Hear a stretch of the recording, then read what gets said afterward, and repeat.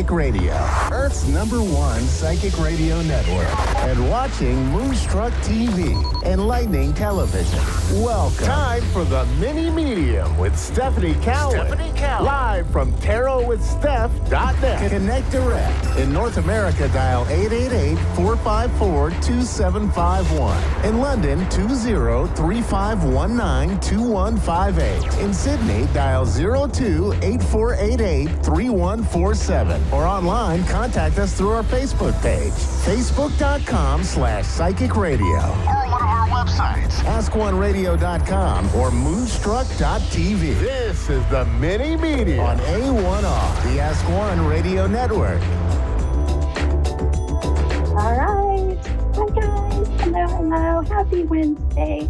Happy Hump Day. And happy almost here St. Patrick's Day. That's the reason why I'm wearing some festive green today. For those who celebrate March 17th as St. Patrick's Day, or if you just need a reason to drink green beer, whatever it may be. I wish you all of the best and be safe.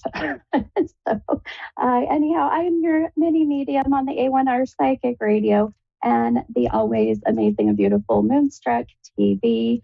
And I hope you all are having a beautiful day, a wonderful start of, I guess we're in the middle of the week-ish, right? So I seriously have so much going on this week, so bear with me if I'm a little bit scattered more than usual.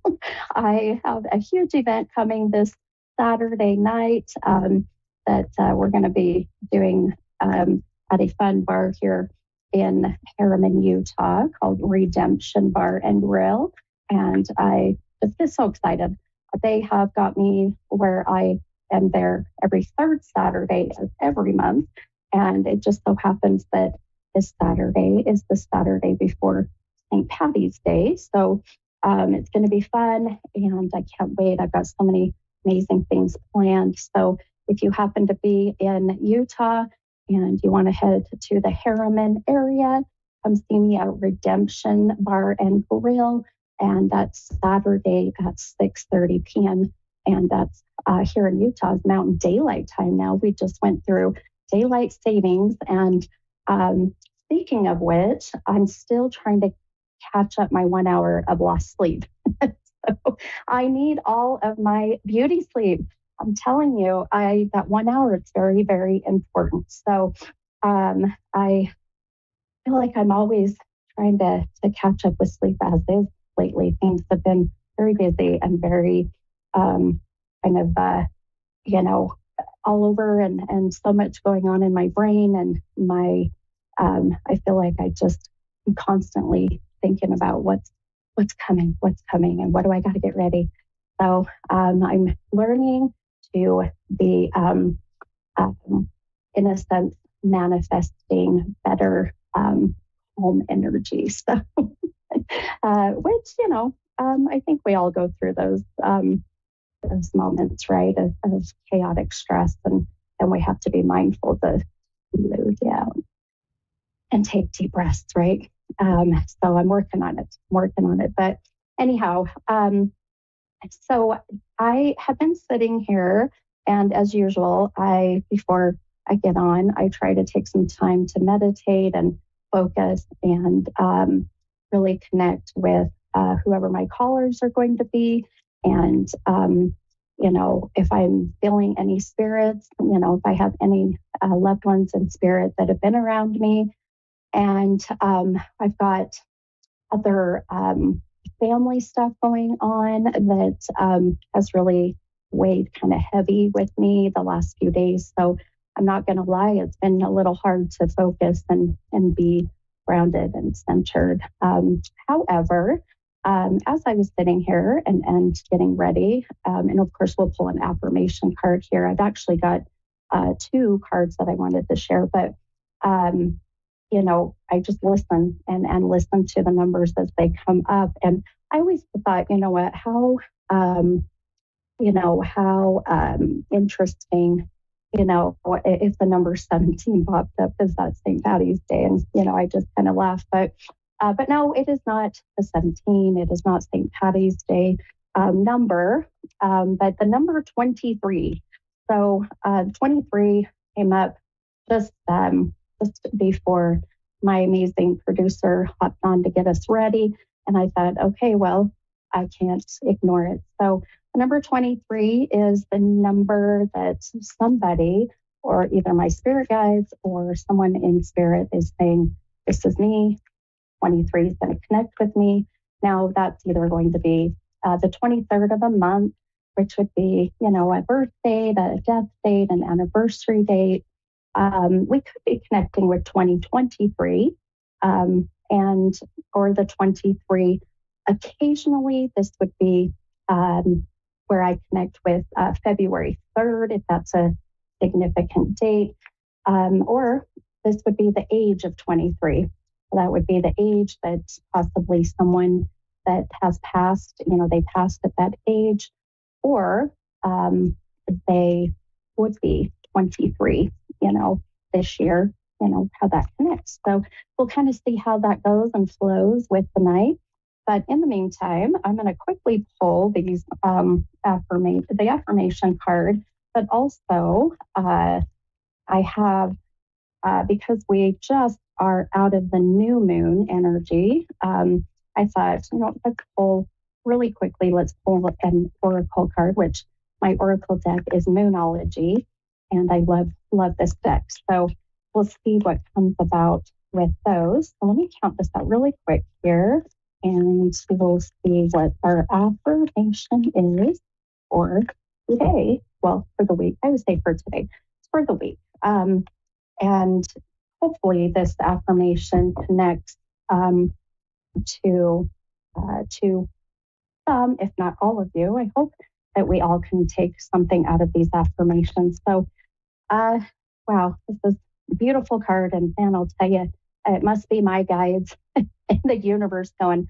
Steph, you need to hear this more than anything, which happens a lot in readings. I'll be doing a reading and I'm giving, my client, they call them sitters, by the way, or the sitter, reading and giving them some intuitive advice.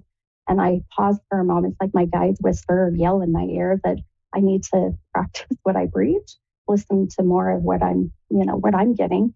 That happens probably more often than I'd like sometimes. But anyhow, it's always meant to be there. There's signs that we need to pay attention to, right? So the affirmation, and again, this goes for everybody and for the week. And I hope that this card and this affirmation can really connect and resonate. So the affirmation says, every dark night must turn into a bright new morning. And I'll repeat it again. So every dark night must turn into a bright new morning. So that is very true, right? It doesn't matter how how difficult, that we are struggling, whether it's, personal stuff, family stuff, or just struggling with how things are around the world, but looking at the positive, bright side that tomorrow, the new day, we can start fresh and we are blessed with having a new day, right? So look at that and kind of that mindset and perspective. And I'll tell you, it has worked amazing for myself. And also I've watched how having that mindset has changed other people as well. So hopefully that will help you, whatever is going on out there for you. And let's see here. Now, I do want to pull this Moonology card. And I thought about pulling a card that's a new moon, but I thought, no, we're gonna pull just whatever card happens to pop up here. So, wow, I love this card too. So, again, hopefully you guys can take this this oracle card. So the message for the oracle, this is full moon in Virgo. I love my Virgos out there. Shout out to the Virgos. This card says, oh, look how cute this is. I'll show on camera too. I just think it's kind of ironic that it's green because we're in St. Patty's Day week, but it says, you are good enough. So the beautiful oracle message with this beautiful goddess on here, green goddess, so pretty, really just speaks for itself, right? So you are good enough. So stop letting other people tell you how you should feel, or dictate your life, your value, because you are good enough. Period. End of story. Okay. All right, my friends. Well, I am looking forward to the calls as usual tonight. So I'm going to take my first caller, I should say, and Melissa. And Marissa is in Minnesota. Hi, Marissa. This is the mini medium. How are you? I'm doing well. Thank you for having me. Sure, of course, of course. How can I help you tonight? Well, so I've experienced a lot of loss, a lot, and more specifically, like my dad has passed. It'll be tomorrow. It'll be 17 years, and Wow. I've only had one dream ever, and I'm always just kind of like I think I'm just looking for some sort of connection or to know that he's still here. You know, he passed when I was only 16 and I'm, a grown woman now. And I think I'm Sure. just looking for any sort of like connection with him and let him know that like, I'm just very missing him on his day tomorrow. Every day, but tomorrow especially. Sure. No, first, I'm sorry for your loss of your dad. I can, in a sense, relate. I lost my dad. My dad passed. It's been 8 years now. It goes by, it goes by fast, but yet not. And before we know it, it's like, gosh, how did I live 8 years, without my dad? Or for you, being, 17 years. So, but. Yeah, I know exactly what you mean, my friend, with, of course, missing them every day. And so let me, I think this is so interesting because as I was mentioning earlier, when as I'm connecting with all of my abilities and my gifts, I really pay attention to signs and numbers. And I chuckled and kind of giggled because the number 17 had come up. And I thought, gosh, am I just seeing that because we have St. Patrick's Day coming on Saturday or Sunday, excuse me. And I thought maybe that's just why. So I kind of dismissed it. But then you just saying now that that too. Yeah, I thought, okay, maybe I was supposed to see it, and I, even doing this for 27 years, I still have my moments of questioning, and I shouldn't. But the human side does that. So we just have to kind of forgive ourselves and learn and move on. But so without a doubt, for sure the 17 was meant to come up. And when you said that, I thought, okay, now it makes sense. So what I'd love to do is really, I'm going to go ahead and I'm going to count some cards out and just to get some connection. Now, what I'm going to do too, I just had a little voice in my head, which is always my spirit guides and or someone in the spiritual realm. But so for my producer, Dave, he'll be listening. Dave, I'm going to just take Marissa's call tonight because I feel like we're going to need a little more time. So I'm going to just have you as my only caller tonight, okay?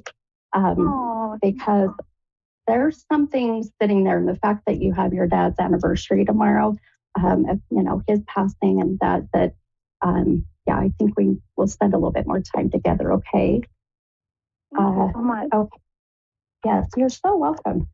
Let's see. So I'm going to, what I like to do, I use tarot cards, but I really just like to use them as a guide or a tool, or really what ends up happening is the cards are a really beautiful visual validation for you to see, and for myself as well, of how they're going to connect with my abilities. So I don't really necessarily will sit and read the tarot, but I want to see how they're going to connect. So I'm going to pull a few cards for you here really quick and see what we can get. And okay.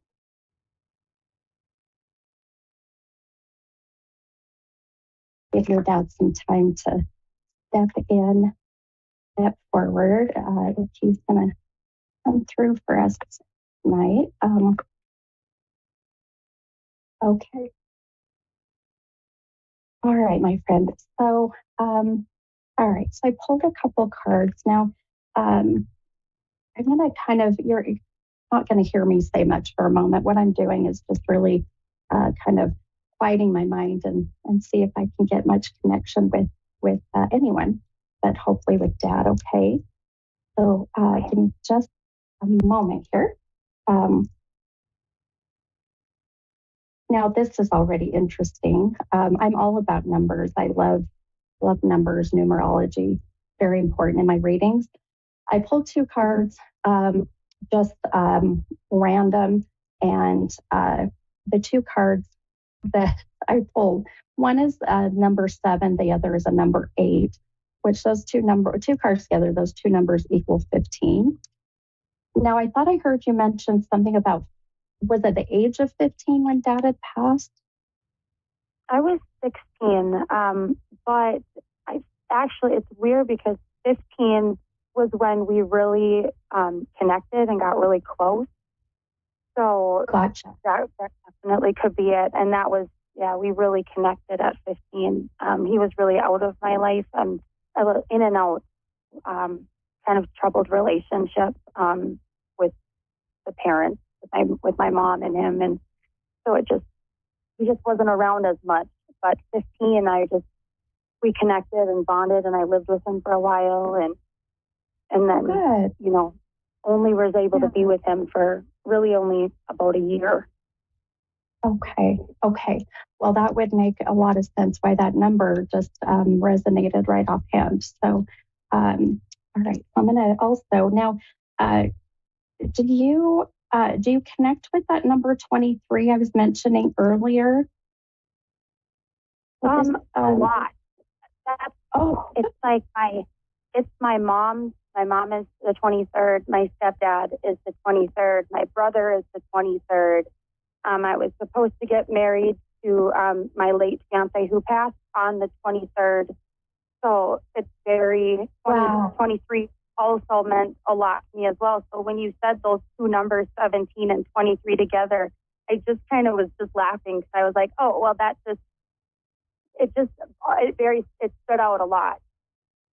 I love that. And wow, it gave me just chills everywhere. And these are the things that, and the signs that we can't ignore. These are the signs that are what, our guides or our loved ones in spirit will give us, to either validate who we are, who they are, or what we're doing in here in the physical world. Or sometimes those numbers are, there'll be some special connection or meaning between just, the two of you, or however that comes together. So no coincidences in life whatsoever. I love that. So without a doubt, my friend, the 17, very much connecting with Dad, the 23, connecting, with many things, especially, when you mentioned that, you were going to be married. And I'm so sorry for the loss that, of your fiance. Man, you're right. You've had many, my friend, many. And you're too dang young. I can just feel your energy and just too dang young. So very well could make sense why I needed to have you be my only caller tonight, because you had so much energy coming in and so many souls starting to step forward. And I knew there was a reason for it. So a couple things I wanted to mention, and also tell you what else I may be getting if this is Dad. But oftentimes I will have clients say, my mom or my dad or whoever, when they first passed away within the first couple of years, I really had all the signs. I dreamt of them. I felt like they were always with me. I was getting the feeling or whatever it may be. And then as we move on through life, we start to think, gosh, they're not there as much, or I'm not having the dreams, or I'm not seeing the signs. And then we start to question, well, where did they go? Are they not with me? And for one, they're always around. You just have to ask for them to be there. The reason that you start to have those feelings of kind of disconnect is really because our loved ones in spirit just they don't want us to live in that deep grief, and they don't want to be that constant reminder of their passing. So what they do, in essence, is they maybe don't give us, all those signs and symbols. So pay attention still, but just know that there's a reason, and they're doing that to take care of us, to help us. And I'm the same way. My mom passed 11 years ago, and I don't see or feel my mom as much as I used to, but I know she's there. So that was one thing I wanted to mention. The other, the other thing I was getting, which I think is absolutely beautiful, your dad keeps showing me, and I keep getting, which is a very interesting, so it's a pretty good big size number. But I just got 56, 5 and 6. So this is either the year 1956, the age of 56. No, he was really, really young when he died. He was 34. He was 34. Okay. Mm-hmm. Okay. That might have been. It might have been close to the age that my grandma was when he passed. That kind of sounds familiar, maybe. Okay. I'll have to think about that one more. Okay, that's okay. Yeah, think on that. And now, being that that's such a large number too, this can be connected. Oftentimes souls will do this too. But the 5 and the 6, it could be May 6th. Again, there's a date. But I also felt like that this was connecting to the number 11, which 6 plus 5 is 11. But you said May 6th? May 6th, yes.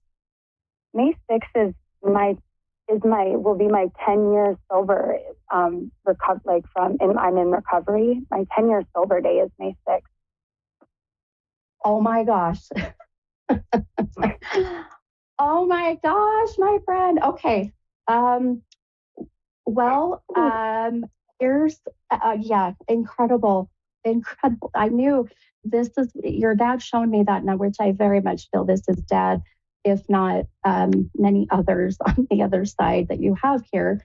But this would be their way of, number one, validating that as a very special date, very important date, obviously. And congratulations, by the way.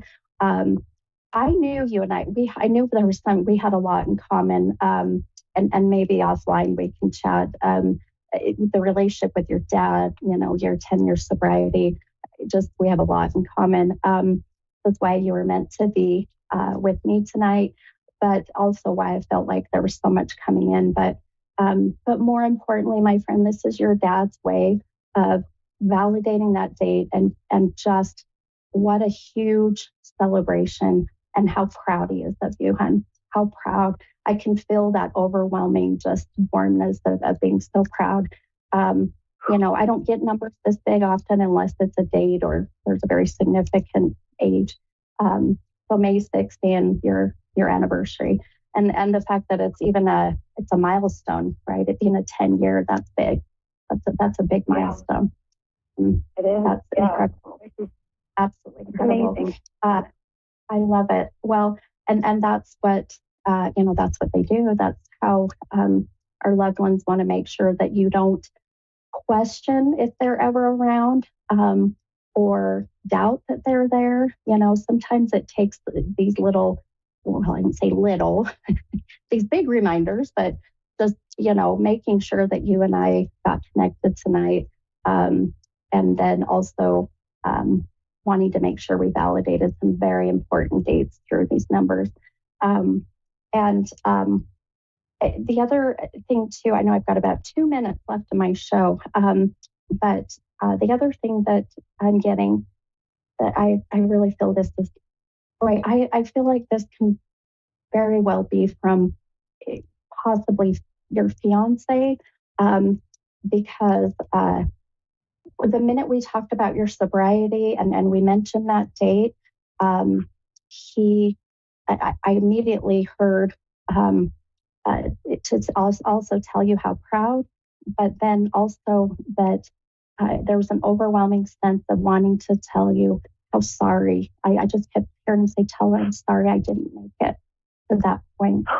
Do you understand that?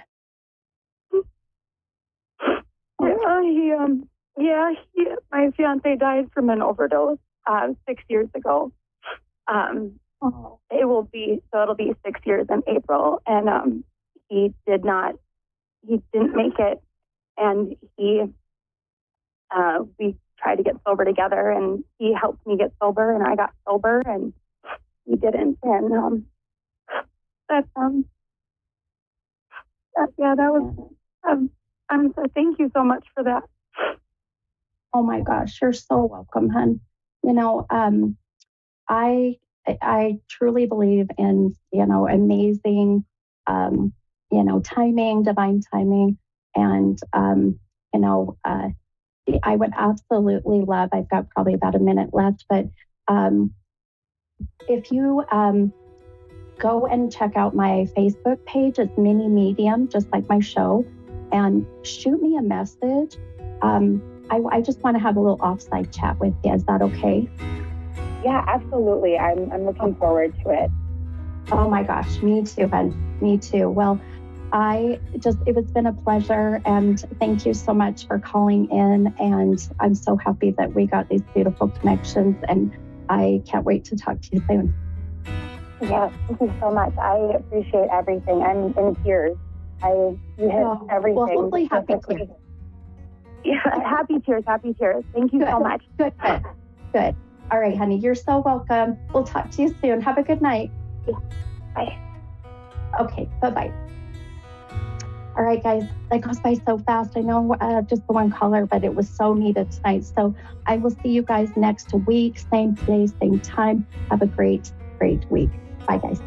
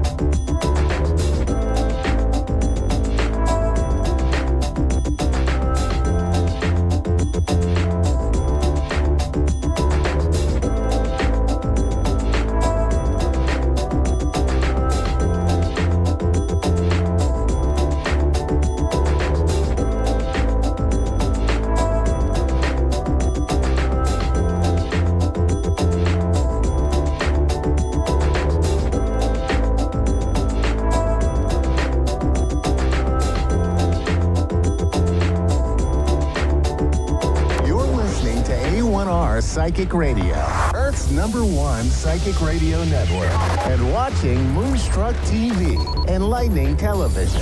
Welcome. Time for Psychic Paths with Suzanne Marie.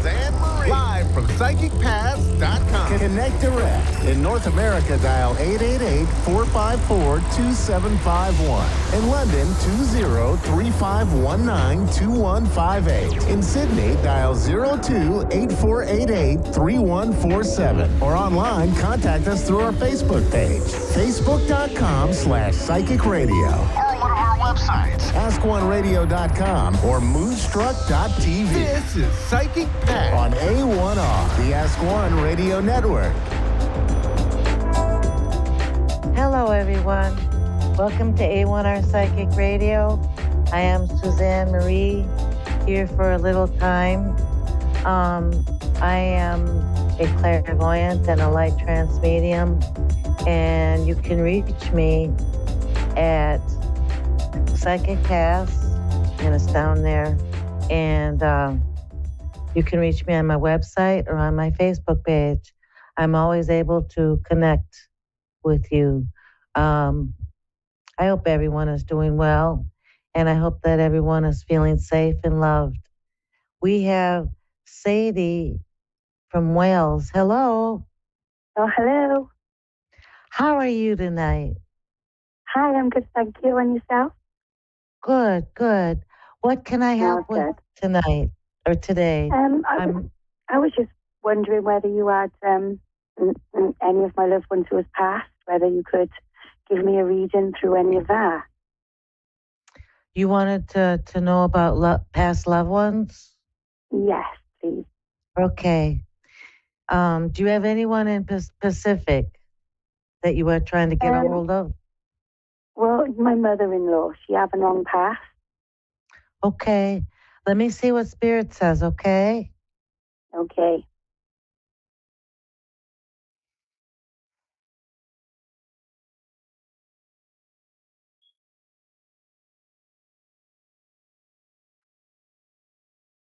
So I do have two women that come forward, and both of them are aged at least to be a mother-in-law. Right. Do you have two seniors who have passed away? I do, yeah. Okay. I'm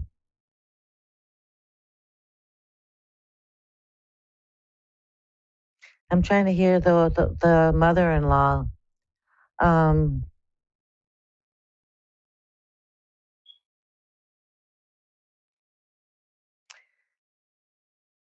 One lady is very, very talkative. And one is very, very loving. These are the characteristics I'm picking up. Yeah. One would have spoiled you to death, and one I think would have talked you to death. But so that they're both here to say they love you.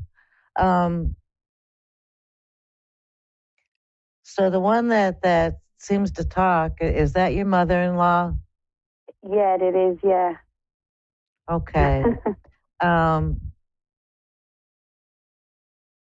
She's just letting me know to tell you that everything is wonderful. She's okay.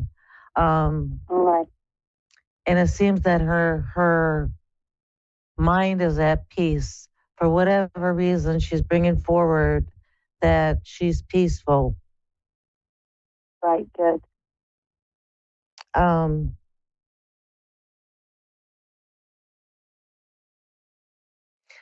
Which one was prone to long illnesses? Because I'm getting kind of confused. One had an illness, and I don't know if it was diagnosed or not. But yeah, the both of them had an illness, but the one was very quick. Okay. One seems to be prolonged. They get along really well on the other side. Yeah. Yeah. So one of them has a little puppy too. It looks like a small dog.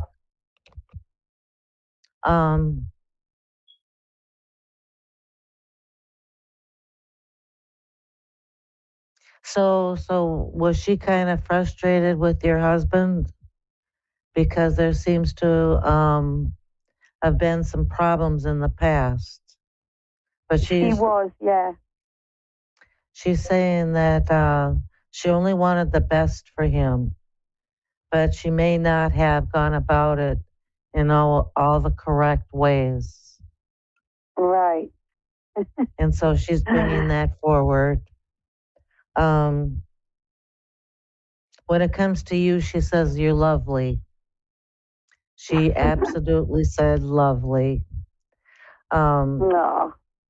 I think at some points in her being a mother-in-law and a mother, she was a little impatient.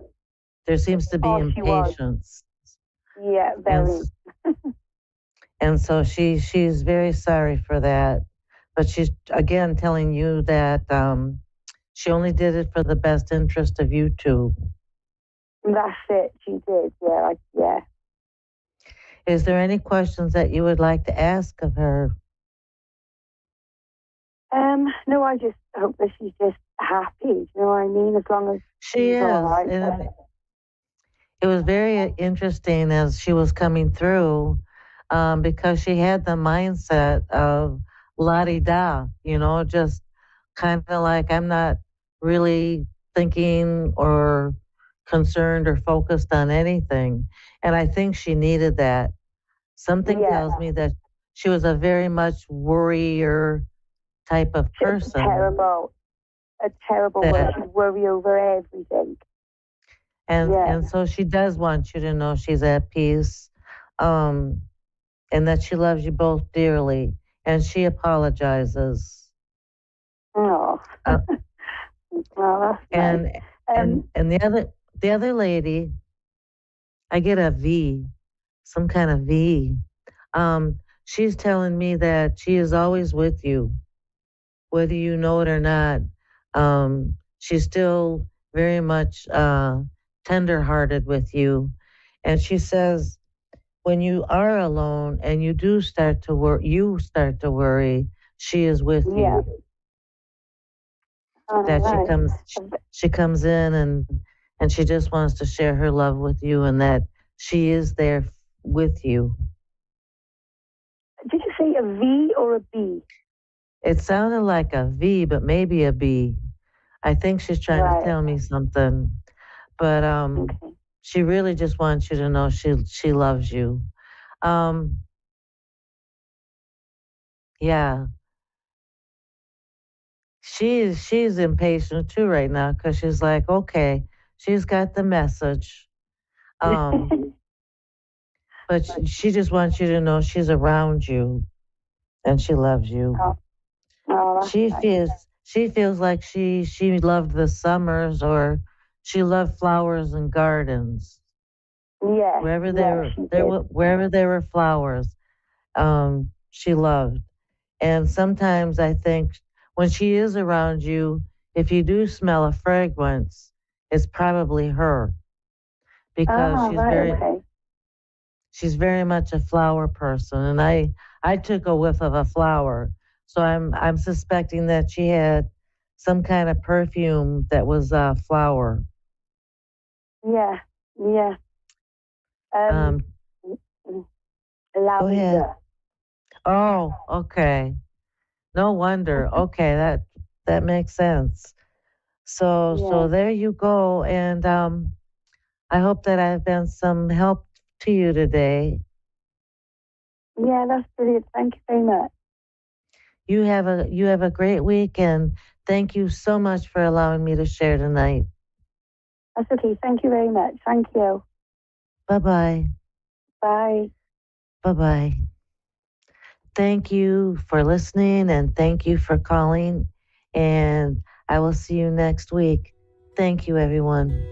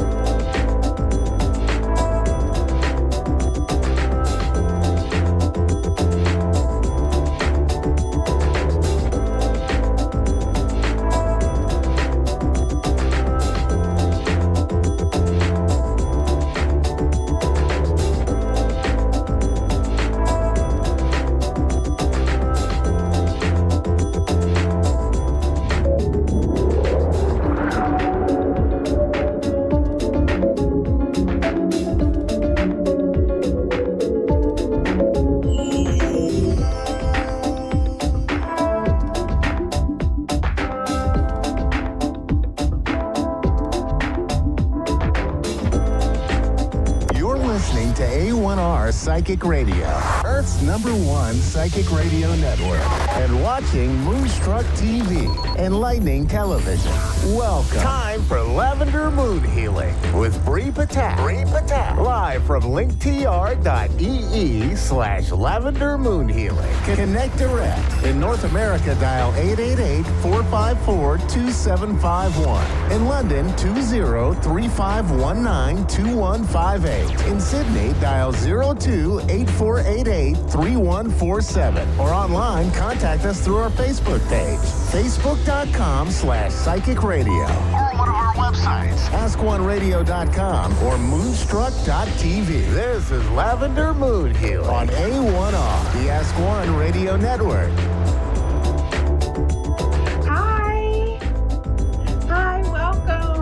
Welcome.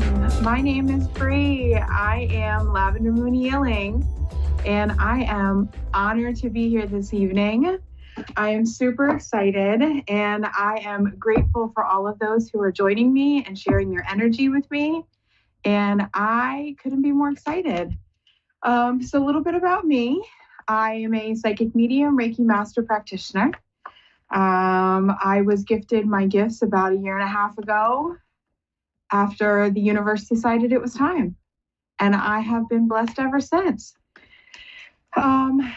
It has been a wild ride, and it has led me to this amazing adventure, and I couldn't be more excited.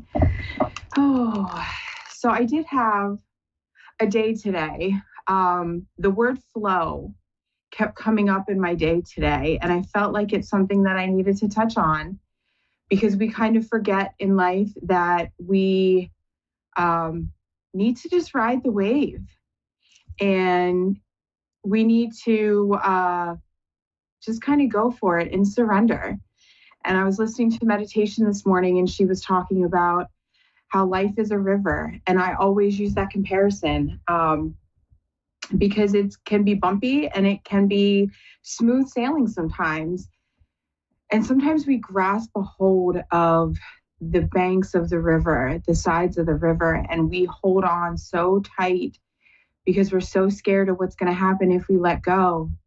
And when we let go, we just float down the river, and we're safe because the water takes us to calmer areas.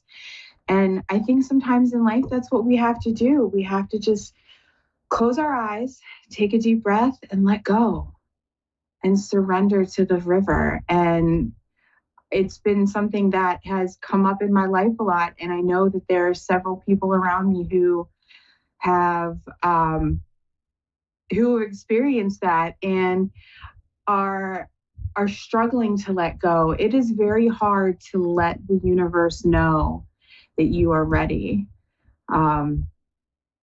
Oh, awesome. We have our first caller, and I'm super excited. We have Rosalind from Richmond, Virginia, and I am super excited. Welcome. Hello, Rosalind. how are you? Rosalind, hello. Welcome. Hi, how are you? I'm wonderful. How are you? I'm well, thank you. Wonderful. Well, how can I help you this evening? What's going on? Life. Yeah. I guess anything that you're drawn to. Okay. Well, are we looking, do we have a special question? Are we looking for something, or do we just need some advice right now? Advice would be great. Okay. Do me a favor, take a deep breath and just kind of give me permission to step into your energy, and let's see what's going on here. I'll give you permission.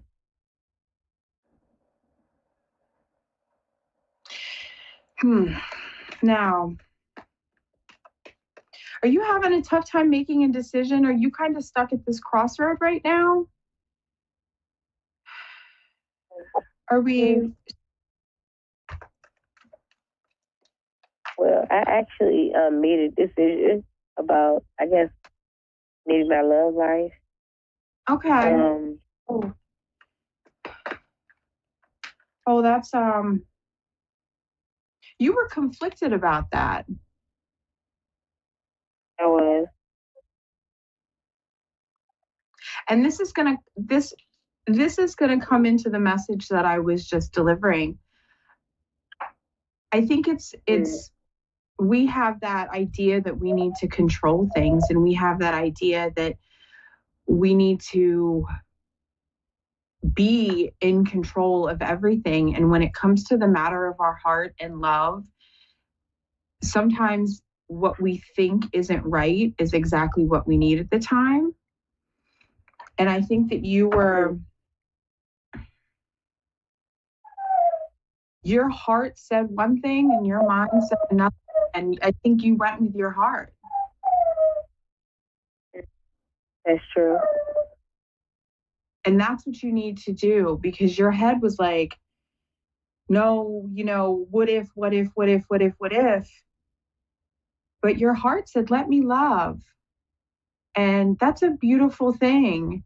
So you should feel comfortable in your decision, following your heart, where your heart is leading you to go.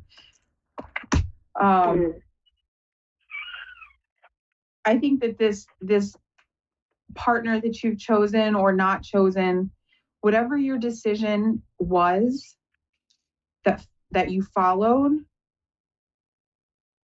is going to lead you to joy. It's going to give you a sense of comfort, a sense of youthfulness.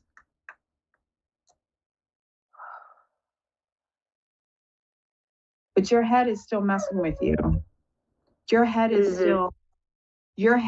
is giving you this fear of being hurt.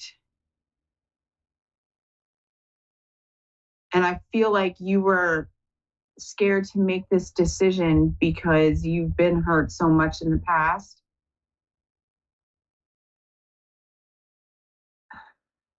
Has this person hurt you before? Was this why? Yeah.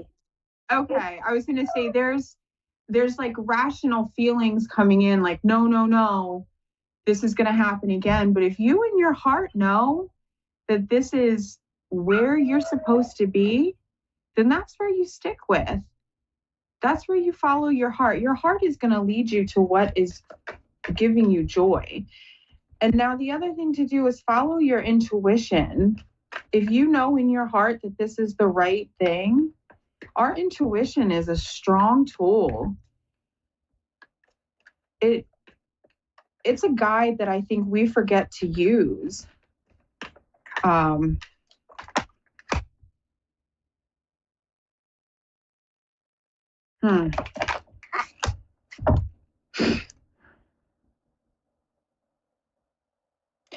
Yeah, so I'm getting right now with the couple of cards that I pulled that this partner has led to some trouble, but you found forgiveness. You found the forgiveness in your heart. That's why your heart has led you to love them, because you've forgiven them. You've seen change. You've seen a difference. Feel confident in that. Well, I actually told him that I didn't want to move forward with the relationship. Well, and that's whatever the decision was. Feel confident that that's what's going to bring you joy. Like that's what's going to bring you've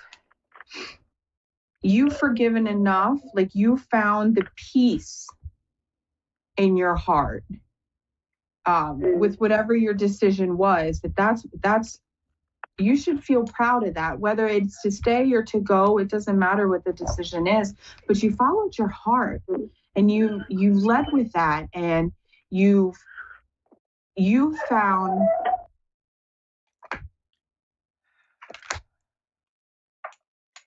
a way to kind of keep yourself down a different path. You took the risk. You let go of the side of the river and you just jumped in and you were like, this is what's supposed to happen. Feel confident with that. Like, don't second guess yourself. And I think that's where this need for advice is coming in, because you're broken. Like, it still makes you sad and it still hurts. Yeah. That's true. And that's what's tearing you up, because part of you is like, that's where your brain comes in. Part of you is like, no, we're hurting. But your heart is like, I'm healing, and I need to continue to heal. And I found something that's going to make me feel better. So don't allow those thoughts that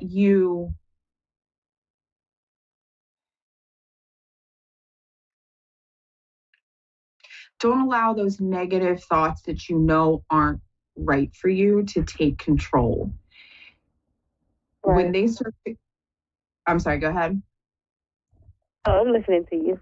Okay. When they start to creep in, and those thoughts start to creep in, just take a deep breath and feel in your heart what your mind is saying is wrong, and go with that feeling. Like the healing is the pain is gonna heal, and it's gonna go away, and you're gonna be stronger for it. So I'm a firm believer that everything in life happens for a reason, and everything is a lesson to prepare us for the next phase of our life. And one of my biggest sayings, one of my biggest beliefs, one of my biggest pieces of advice that I can offer to anybody is, the pain is temporary, but it was a lesson. So instead of looking at, why am I hurting? Why did this happen? Take a step back and look at it from a different perspective and say, what lesson did I learn in this? What can I do to prevent me from hurting like this again? You found the strength to make a major decision in your life, and feel proud of that. That makes you a strong, beautiful woman.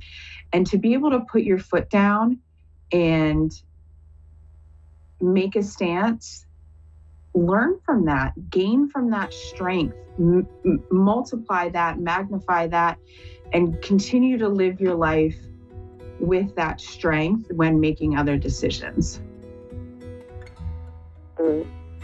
Okay? Yes, ma'am. Okay, well, I hope that helped you a little bit. Yes, I appreciate it. Okay, well, my time is running up. Rosalind, thank you so much for being my very first caller, and thank you for joining me tonight. I do hope that you find peace in your decision and find some strength in your decision as well. And I wish Thank you for having me. Absolutely. Thank you for allowing me in your energy. And I really hope that you have a wonderful evening. And thank you again for joining me. Thank you. Thank you so much.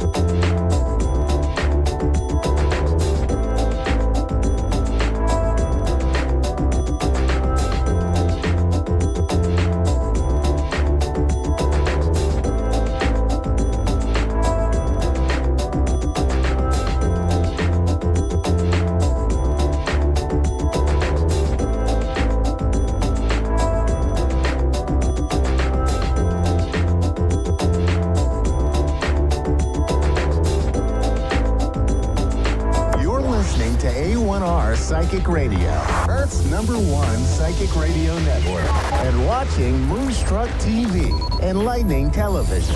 Welcome. Time for New York City Celebrity Psychic with Perry Lyons. Perry Lyons. Live from PerryLyons.com. Connect direct. In North America, dial 888-454-2751. In London, 20-3519-2158. In Sydney, dial 02-8488-3147. Or online, contact us through our Facebook page, facebook.com/psychic radio. Or one of our websites, askoneradio.com or moonstruck.tv. This is New York City Celebrity Psychic on A1R, the Ask One Radio Network.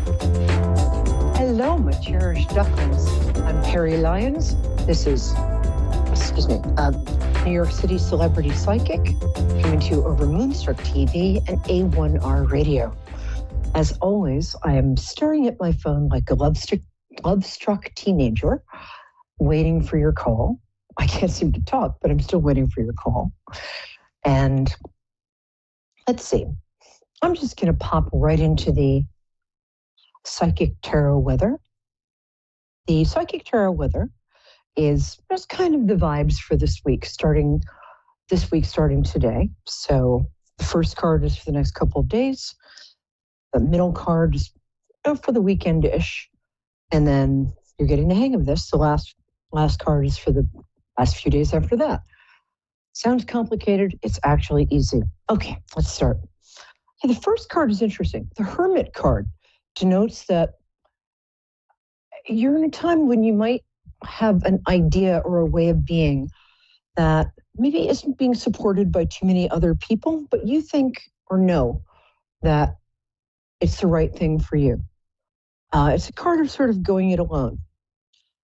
The Hermit card is based on the legend of the Greek philosopher whose name has just escaped my mind, who used to wander the streets of Athens with a lamp. And when Pericles stopped him and said, "What are you looking for anyway?" He said, "I'm looking for an honest man." So he's come to symbolize following your own path. You probably smell better than he did, though. I have a bad feeling about him. Okay, thank you. The next card is the Temperance card. That means that if you're thinking about cutting down on, any of the minor vices you might have, cigarettes, alcohol, it might be a good week to, think about giving that up or slowing down or moderating. It's also a time when it's advising you to be patient. Better times are on their way. If you're in a good time, hold on a second.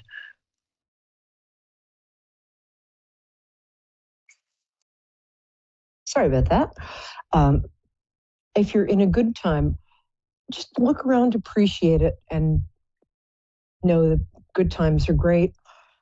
And just to be patient and appreciate it while it's there. And the last card is a card I always love to see. It's the card of unexpected financial abundance. This might be the end of the week, might be a time that you get an unexpected check. You might, get a good tip from a client. You might, it's an unexpected bump in money, which is always nice. You might get a raise. So look out for that and let me know what happens. Okay. I'm waiting for your call. We have about a proven 92 to 97% accuracy rate, which is pretty darn good. And let's see, today the moon is in Taurus. So you might be feeling sort of easy and luxurious, good stuff like that. And while we're waiting, let's see, somebody wrote in recently and asked if I'd ever had any poltergeist experience. Poltergeist is a German word meaning noisy ghost. And traditionally, it's the name for a ghost that sort of throws things around, basically. They pop up every 10 years or so in the news in New York or in England. I was working at a nightclub, and I already had some disturbances in the nightclub. I'd be sitting in the office booking bands, and the bulb above me would start to unscrew itself, and I would look up and say, "Stop it," and it would stop, and and then it would go, start to unscrew itself, and I'd say stop. And finally, it would unscrew itself till it fell on the floor. So that was weird. But the nightclub had a stage. And one night, everything had been locked up.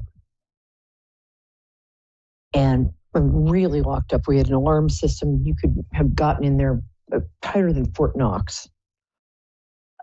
And so there was a stage, and there were these bamboo chairs in the audience, sort of cafe chairs. So I went downstairs for literally 3 minutes. I came upstairs, and 9 of the chairs had been stacked in a pyramid on the stage. I don't tell people this much because they tend to think I'm fibbing or making it up. But since that time, it was one of the only times I ever had poltergeist activity. You might notice, Karen in Barnegat, New Jersey. I don't know, where is Barnegat? Karen, nice to see you. Yeah. Hello, darling. I'm here. Hi. Where is Barnegat? South Jersey. It's South Jersey near Tom's River. Oh, is that near? My mom's from Glen Ridge. Is it near that? No, Glen Ridge is north. My mom used to go to Tom's River when she was a kid, though. So welcome. Nice to meet you. I like to connect to people through their birthdays. Hi. So when is your birthday, my love? It's August 27th, 1965. That's a very powerful day. I believe that's the day known as the Day of the Sphinx. It's a day of people who are very organized, but not rigid. You have strong opinions, but you're oddly not very judgmental of other people. Does that fit? Yes. Yeah, I think so too. So how can I help you, my love? I'm so glad you're here. I'm interested in hearing a medium reading. Can you connect with the other side? I'll do my damnedest. Who would you like to connect with? My friend Tony. Tony? Tony, a guy? Yes. Okay. Was he about 35? No. How old was he? Hold on 1 second. 59. Oh, I'm sorry. Here's what I forgot. Sometimes what happens is they'll present at around 30 or 35, and then they will show me who they were when they passed. So that's what just happened. Forgive me. And that always happens. I don't know why it surprised me this time. Oh, I like him. Hey, Tony. I'm almost scared to ask this. Did he smoke cigars? Yeah. Okay, good. I've got the right guy. Hi, Tony. Thank you for showing up. Oh, he adores you. You guys were really good friends. Yeah. He's very generous. Very very expansive. He's very loving. Oh. Yeah. I don't know if you were more than that. I think he would have liked that because you're very pretty. But did you have kind of I don't want to pry too much, but he's got a lot of affection for you. And he likes your kids too. You have kids. I don't have kids. Oh, are there? That's weird. I'm not usually wrong about that. Huh. Okay. Let's move along. Did he have? I'm sorry. There's some kids around you. Maybe they're nieces and nephews. But it's definitely him. Did he have? Funny. Did he wear glasses sometimes? No. I've definitely got the right guy. Maybe they're reading glasses. Okay, let me jump in here. You guys used to go to restaurants together. I feel like you spent really nice social time. And he also has a background in, I'm not sure if it's a law enforcement, something, hold on a second. He's very colorful. He tells great stories. And he's very expansive. he took you to a dinner one time on the water. Is that correct? No. Okay. Well, I must not be drinking the right flavored ginger ale. I'm having a little trouble hearing him. I can see him. Looks like he's about 5'9.5", about 185. He's got, I think his hair is in a swoop. He's trying to hide a slight bald spot. He's got great eyebrows, dark eyes. Can you tell me about his profession? You said, or you can tell me about like his life when he left? When he left his life, can you tell me about what he was doing or what his family was like? Let me see. Okay, hold on. He feels like a patriarch. It feels like he had kind of, like he was the father, he was kind of the father figure for not just his kids, but a lot of people. I'm not sure about his wife, going in and out. Sorry, he's a little hard for me to read. Hold on a second. Mostly he wants to go to restaurants. Sorry. Did he have something? I keep feeling like he had something to do with the law. Am I off? You're off. Yeah. Oh, shoot. He was in my usually good at that. He was in my industry. Yeah, he was in my industry, which was he was a recruiter, a human resources recruiter like I was. Oh, okay. Sorry, my son in a position of authority. Golly. I apologize. I'm usually a little more on than this. I think getting his height, general weight, and somebody else? Yeah. Is there somebody else that you can connect with? Male or female? Could it be an animal? Why not? Just tell me what kind of No, animal. actually, if we could just do a human, that would be great. How about my brother? Does he have a D name? I'm sorry? What was his first name? Dean. Okay, I just asked if he had a. What was his first name? Dean. Dean. Okay, the first thing I asked you was if he had a D name. So Dean? Okay. Yeah, Dean. Yeah, that's correct. Yeah. I didn't So I was right about that. Okay. Yes. Excellent.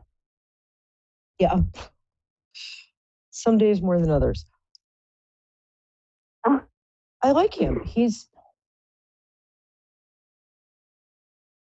kind of, I don't know if he's presenting kind of lanky. I don't know if that's right. He's leaning up against something. Does he habitually like lean up against something? He's got brown hair, light brown, medium brown. It's like, nice looking guy. I think he's got green eyes. They're either green or hazel. Come on, Dean. Come through a little more for him. Blue. Okay. Blue-green. Got a nice face. He's got kind of, funny, he reminds me a little of the actor Gary Cooper for some reason. Has he got a slightly long face? No. He told me his name. Hold on a second. Come on, Dean. Help me out here.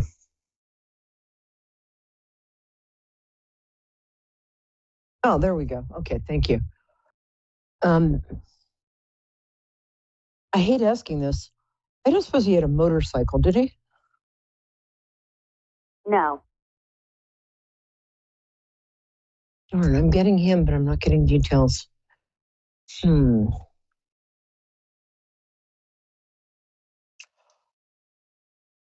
on a sec. Oh, actually, there we go. Thank you. I appreciate that. I don't know why you're giving me so much trouble.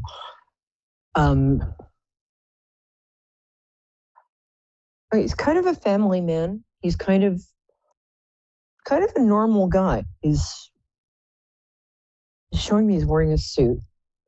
So he was in business of some kind. He's got kind of a slightly reserved aspect. No, not at all. I'm sorry. I'm not, for some reason, I'm not getting him. I got his name and then he checked out. Forgive me. I'm usually really accurate. I don't know what's going on tonight. Hold on a sec. Let me see if I can get the first guy back. Let me get Tony back.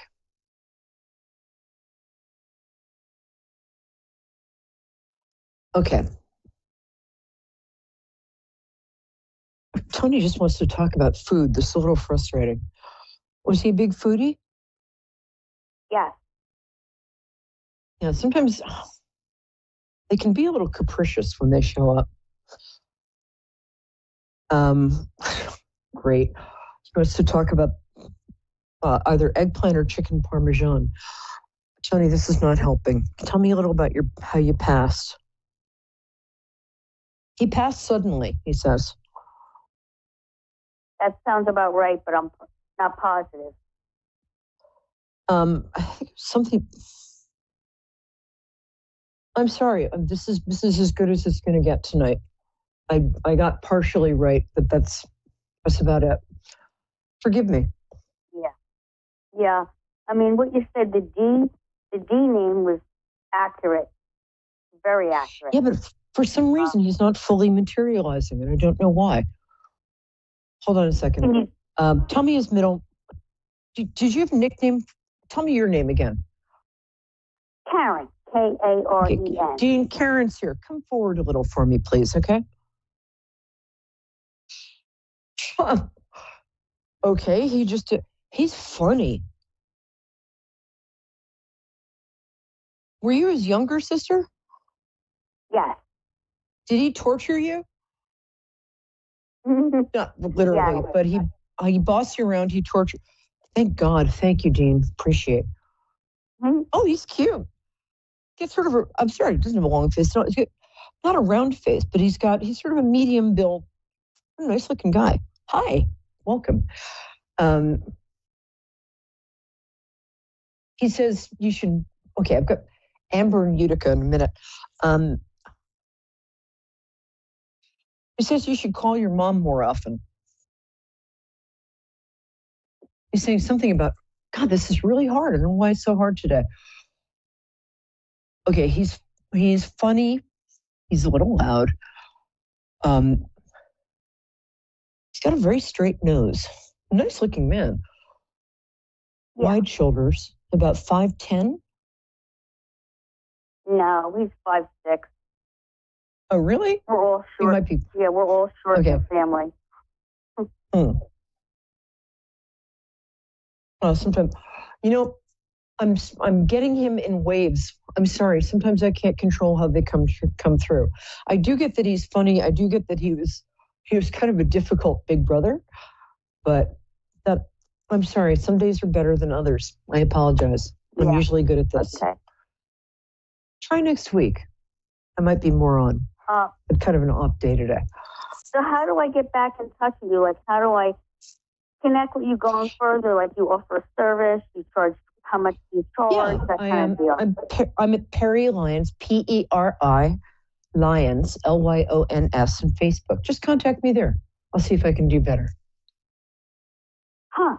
It's good. So, like, what do you normally charge, like, for a reading? I can't talk about that on the show, but I'm happy to tell you privately.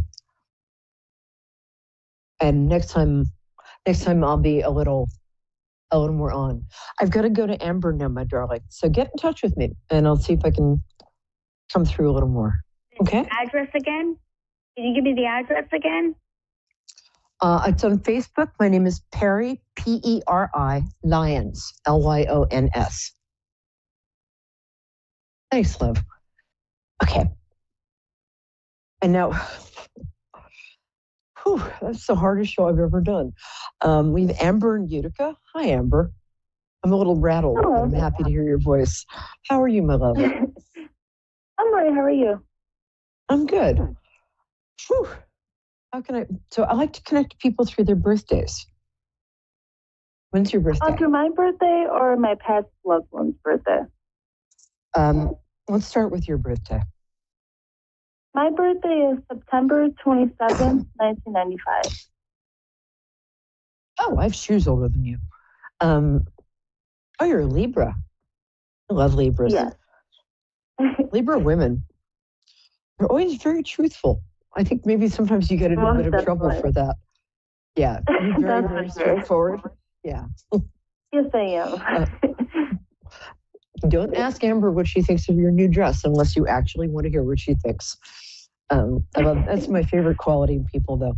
Okay, I'm going to do my best. My connection to the other side seems a little wobbly tonight, but tell me who you want to contact and tell me their birthday, and I'll do my damnedest. His name is Tyron, and his birthday is July 23rd, 1991. Can you spell his name for me? Yes, Tyreen. Okay. Oh, I think I've got him. Is he a real character? Yes, he is. Yes. Does he dress really well and he's kind of charismatic? Yes, he does. Yes. Okay. Whew, thank God. I was having a little trouble with him. Oh, I like him too. Hey, nice to see you. You got to go home after this, though, just so you know. Sorry, I'm talking to him. Oh, he did not know he'd passed. An accident? Was it very sudden? I've heard that as well. Yes, it was very sudden. Yeah. It was very sudden. Yeah, I don't think he knew he passed for a couple of weeks. Did you experience? It's crazy that because I've had heard that before. Yeah. He's gotten used to it now, but he had a lot of stuff he wanted to do. He's very ambitious. Yes, he definitely was. A lot of plans. There's a kind of, I don't want to say flat. Oh, good. Yeah. Go ahead, Liv. I'm sorry, what was that? Was he kind of entrepreneurial? Yes, he does. Yeah, and a little flashy in a nice way. You definitely knew when he was in the room. Okay, thank God. The last two people were coming in waves. But if anybody's going to come through, it's going to be Tyreen. Yeah. I'm so glad you made it. Me too. He was a Cancer, right? You said? Oh, no, he was a Leo. Oh, that's a shock. If ever I've met a Leo, he's it. I'm sorry, I must have heard the date wrong. You guys have some sort of game you played together? We used to a while back. We used to play GTA together. You used to play what? We used to play a game a while back. It's either a superhero game you may be talking about, or we used to play GTA like years ago. Some sort of game. And he used to beat you. Oh, Yeah, he was really good at it. Yeah, he's really good at it. He's still holding that over you. Ha ha ha. It's crazy because yesterday I found his earring inside my bed. Oh, I was actually funny you should say that because I was going to ask you. I'm so glad he came through. I was going to ask you if he'd been showing up recently because he wants to get in contact with you. Yes, I yesterday with that and then with an air freshener can. That's really funny. It was kind of like dancing yesterday. Did you help him with a project of some kind? Or did he ask you for advice? We were working on the house together. I don't know, maybe that's what he's talking about. Oh, yeah. You were working on a project together is what I was getting. I'm not sure what you were doing. But it's something to do. I don't know if you've been doing something like what you'd be doing I don't know if you were decorating or I don't know what you were doing. I just got project. But there's something coming up that's sort of like that. Maybe can you help with me the out? house, you said?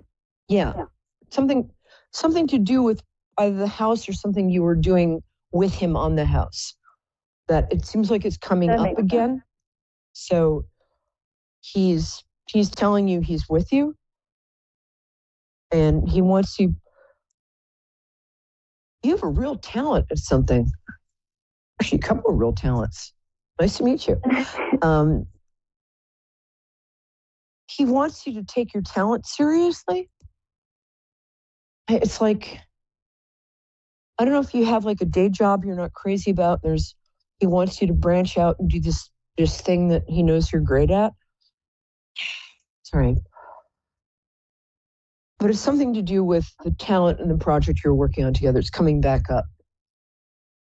But also he wants to buy you a drink. I'm not sure how that works, but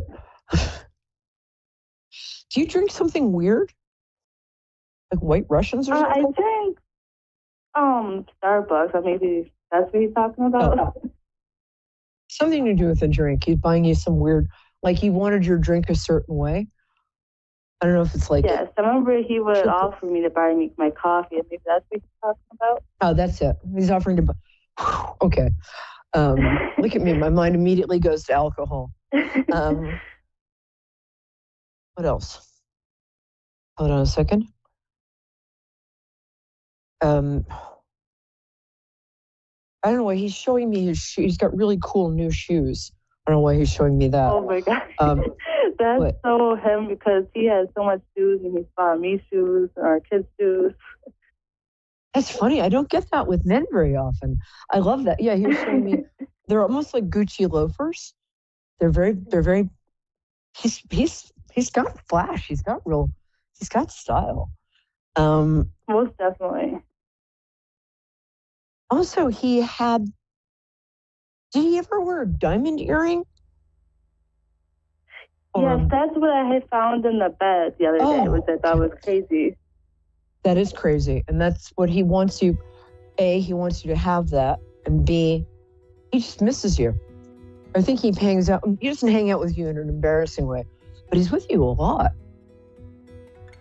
I haven't been feeling him recently, but then recently, since yesterday, I've been feeling him more. Yeah, he's been around a lot lately. He's definitely helping you with something. And they like being given sort of tasks or jobs because eternity takes a while, and they like something to pass the time. So you can give him a task to help you with. I know after my dad passed, I asked him to help me with getting more press. And 2 days later, a reporter from the New Yorker called. So you can ask him for help with stuff. But I love that he came through. Thank you so much for that. It was so nice meeting you. I'm gonna have to jump off now. Well. Thank you. I'm glad I could help. Bless you, my dear. And that color looks great on you. Okay, see you guys next week. I love you much. Talk to you soon. Bye.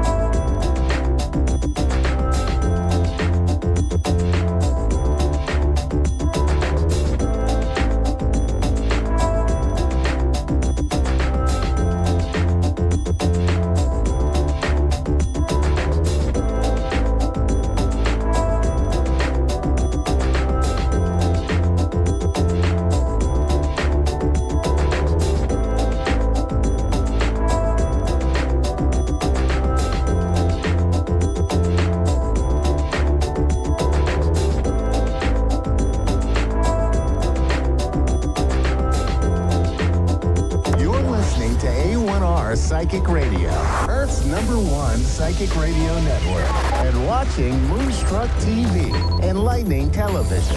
Welcome. Time for Readings by Diane with Diane. Live at readingsbydiane.com. Connect direct. In North America, dial 888-454-2751. In London, 20-3519-2158. In Sydney, dial 02-8488-3147. Or online, contact us through our Facebook page, facebook.com/psychic radio. Or one of our websites, askoneradio.com or moonstruck.tv. This is Readings by Diane on A1R, the Ask One Radio Network. Hi, everybody. This is Diane Jarecki at Readings by Diane. Welcome. Thank you for joining me today. And you can find me very easily just by searching for Readings by Diane.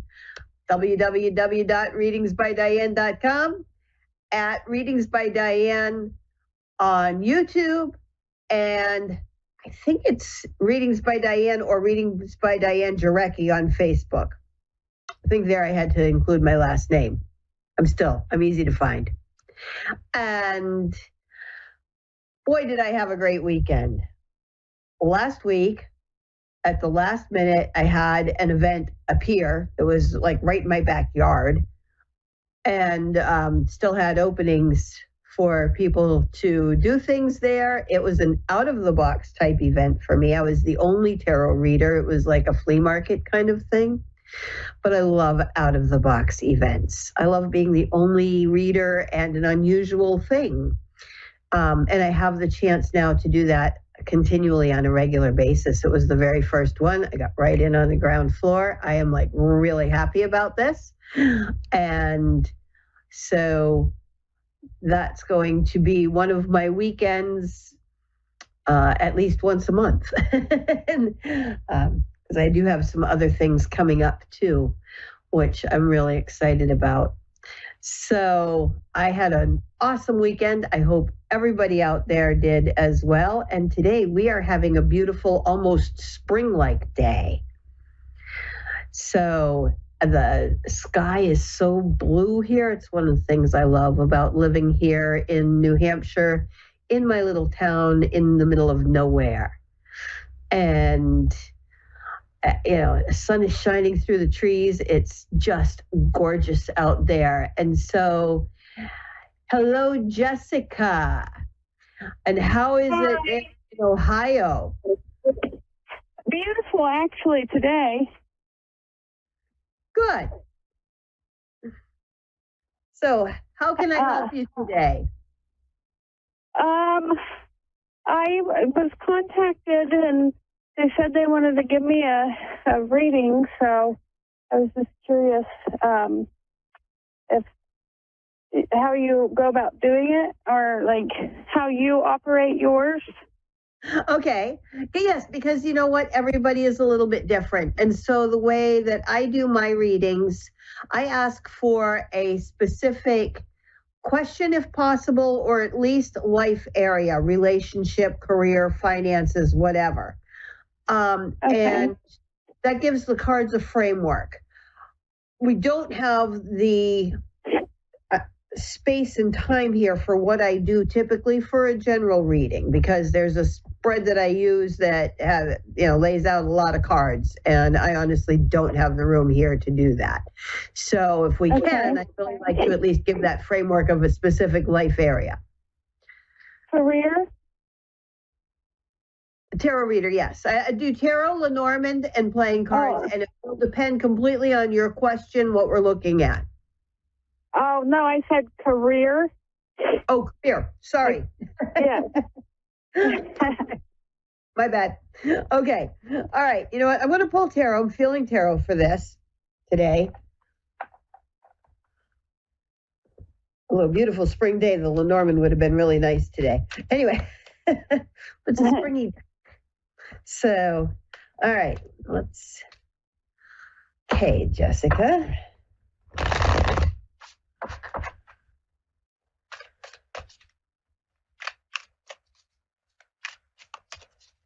And is there something specific about your career you want to look at? Just whatever comes up, or nothing specific too much.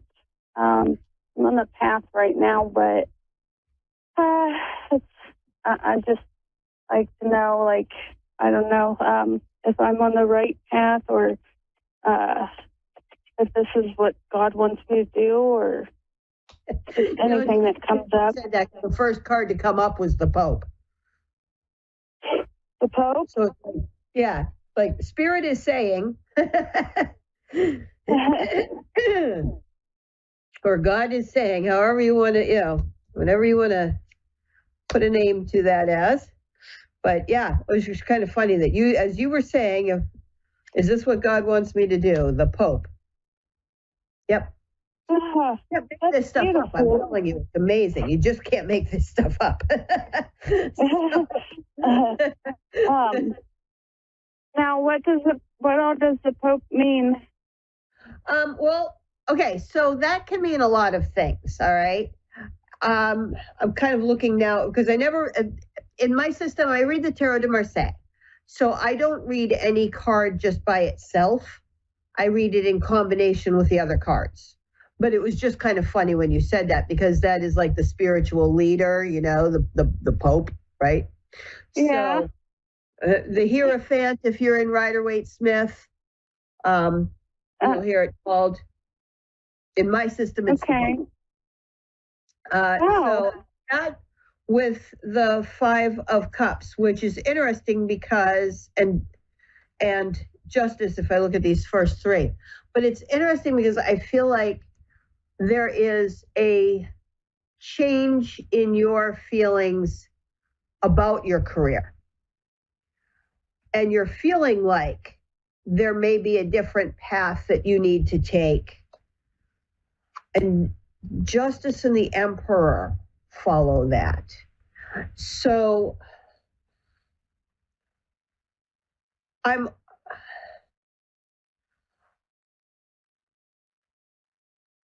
feeling, looking at these cards,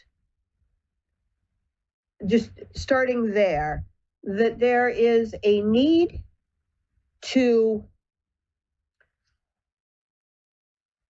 find a balance, find that path. Like, I actually feel that you're right in questioning whether or not you're really on the right path. Okay? Yeah. Because then the Emperor is followed by Justice and the Emperor, followed by the Six of Swords and the Four of Coins. And so it's kind of showing me that you're making a decision. I'm not going to call it like a bad decision or a wrong decision, but I feel like the decision is being made from a standpoint of staying secure and not leaving a comfort zone and not going outside the box, right? Because we're in the Four, so it's kind of a square. But the end of that is the 10 of Coins. So I feel like if you make this change with the fives are all about change, and break that mold, basically, and like, I'm feeling like there's something that you actually feel you might be being pulled towards, Jessica. Am I right there? Absolutely. Okay. But like I said, I'm seeing kind of this fear of, like you're kind of letting yourself stay where you're at for stability. But the 10 of Coins, it's the 9. Sometimes you have to count. Okay. So the 9 of Coins, 9s are definitely about changes. 9 is all about things need to change. So that 4 of Coins with the 9 of Coins, you need to break out of that box, basically. And when you do, then you start to make your dreams come true. Because the coins in my system is the fire, is the passion. And so it's about following that, because God's calling you to follow a passion here. And then the shadow pair, as I like to call them, at the bottom, we have the Chariot with the 6 of Cups. And that 6 of Cups is like opening these new pathways. It's like the opposite, actually, of the Six of Swords. So where the Six of Swords, we are choosing to stay where we don't belong. We're making decisions out of like fear of that change because of the comfort of the stability. In the Six of Cups, we open that pathway. And in the Chariot is all about movement. Okay, so it's time to move in a different direction. Definitely, Jessica. And All about follow where you're feeling called. Okay? can I share with you what I'm doing? Sure. So I'm about ready to graduate to be a teacher, an elementary school teacher, and I feel a very strong passion to work with kids. But I just don't know exactly if I'm supposed to, I can relate to kids really, really well. So I don't know if I'm supposed to counsel them or teach them or do both or work with kids that have disabilities. Okay. So that's why it was kind of all over the place what I'm supposed to do. No, so as you're getting ready to graduate from school, this is a time that, kind of those questions, am I really doing the right thing, start to fall into place or, start to come in. And guidance counseling would certainly be a way to still be working in the school and to be able to still work with those children and help them even more. Although, teachers make a huge, huge impact. I don't know if there's a way to be a teacher in a school plus like a part-time guidance counselor, like to do that as well. Or, Yeah, that's what I was playing with doing. I feel like God has given me a strong, like everything I've been through in my life, God, as a child, God has given me a strong desire to work with kids and make a difference in their life, especially traumatized kids. So follow that, Jessica. Do what you need to do. And you might start out teaching while you go back and get a secondary degree for the psychology that you would need to go on and do that. Thank you, everybody, for joining me here again. If you want to get a private reading with me, go to www.readingsbydiane.com, and I do have a place to go ahead and choose your session length and schedule a reading. And then you can also connect with me on Facebook and YouTube. Have a great day, everyone. Bye-bye.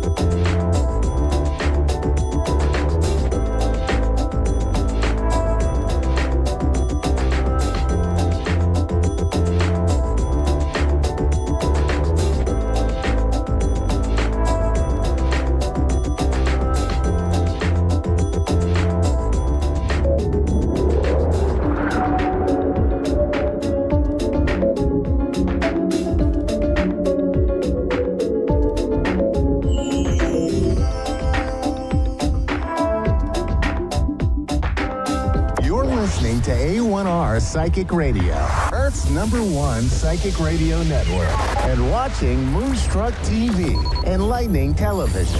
Welcome. Time for Soulfully Guided with Carmel Ann. Live from soulfullyguided.com.au. Connect direct. In North America, dial 888-454-2751. In London, 20-3519-2158. In Sydney, dial 02-8488-3147. Or online, contact us through our Facebook page, facebook.com/psychic radio. Or one of our websites, ask1radio.com or moonstruck.tv. This is Soulfully Guided on A1R, the Ask One Radio Network. So hi everyone, how are you? I'm Carmel Ann, your host of Soulfully Guided. Nice to see you back again. Please excuse me, I am feeling okay, but also feeling sick. So excuse my voice. And if I break out in cough, I hope not. So I didn't realize, I'm a bit flustered as well. I didn't realize, despite all the warnings from the network, from our wonderful producer and executive producer and our network at A1R Psychic Radio and Moonstruck TV, I was unaware that there was a time zone change. So here I am, unprepared, unready, and but really excited to be here. So I've had we're not going to go into a caller today, but if you'd like to hang around to watch the show over the next couple of weeks, we've got some really big announcements. And as I'm unprepared, what I want to say today, I guess I want to share a little bit about Soulfully Guided, because we were going into a gifted children series, but there's been a very welcome but unexpected growth with Soulfully Guided. So if you don't know much about us, head over to our website. Our website is soulfullyguided.com.au, and our socials are Soulfully Guided Carmel Ann. That's at Soulfully Guided Carmel Ann. And you can find out about us. And really amazingly, we're going through this wonderful growth spurt, and there's some incredible opportunities that have come up for us, or for Soulfully Guided and I, over the last few months, and also over the next 4 months. So I've forgotten to put my phone on silent. And you know, it's been incredible. It's also been hard to keep up. So we're hugely booked out, and I'm, on this journey of Soulfully Guided, we offer people guidance, and we've really learned to dissect questions and provide a scientific perspective on tarot readings that we call card analysis. And, we do these wonderful cross analyses and compare and contrast in your questions to look at options. And it's really, I really appreciate, and every reader is unique in their own right and gifted, in a wonderful way that's authentic to them. And I'm really happy, I guess, with where I am as a person, and also where Soulfully Guided is headed. And we're slowly, progressively getting busier and busier. And the more that the business develops, I guess the more that I am developing as a person too. And I'm realizing some stuff. And you'll notice on our business and the readings we give that this is an era and stage of my healing where I am proudly and triumphantly removing, I guess, the intense people pleasing and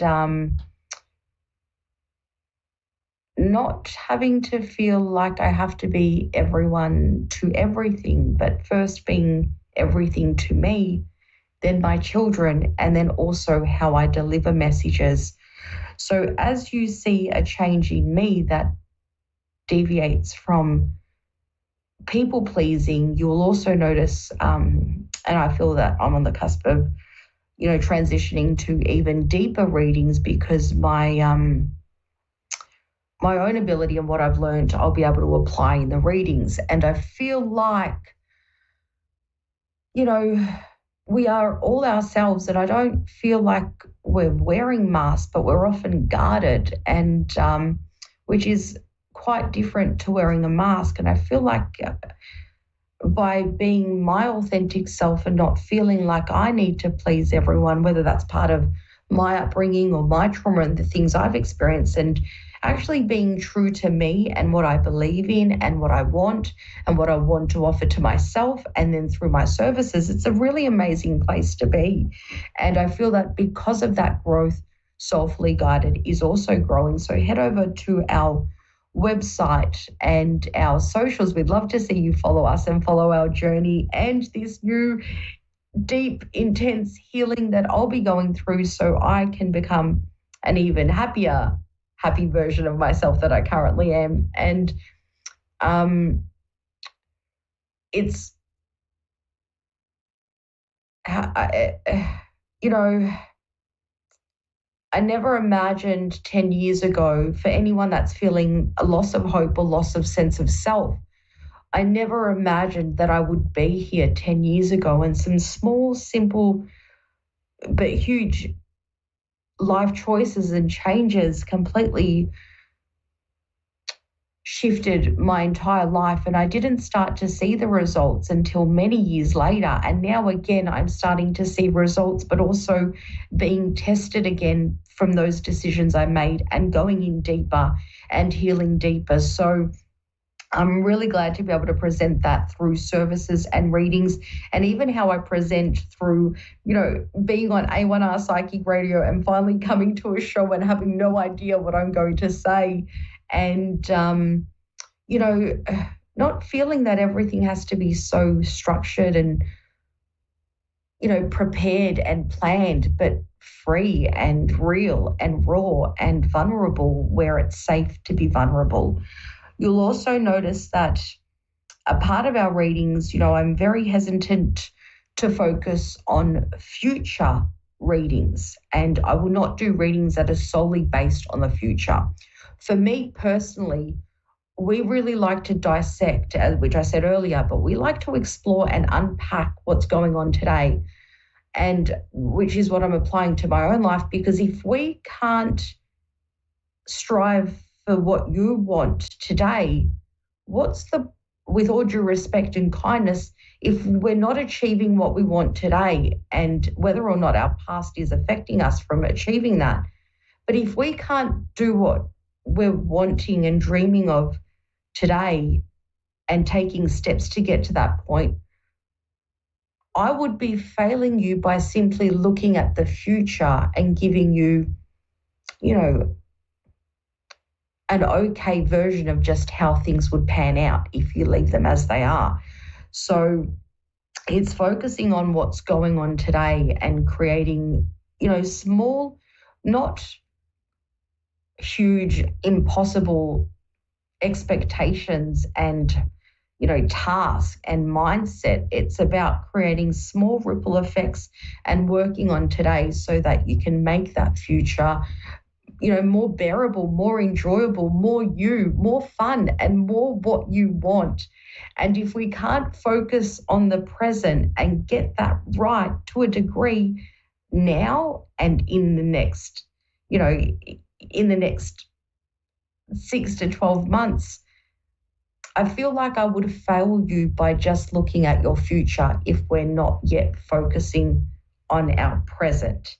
And that could be the difference between an incredible shift and an incredible journey ahead of you, and also not removing responsibility for the great changes you can make in your life. So that's a little bit about us and where we're at the moment. So, and everything I said here is also what I'm doing myself. So thank you for tuning in. Tune in next week and we'll see where that takes us. I'll be here at the right time and hopefully a bit more prepared. So thank you, everyone. Thank you to our wonderful network, and we look forward to seeing you again next week.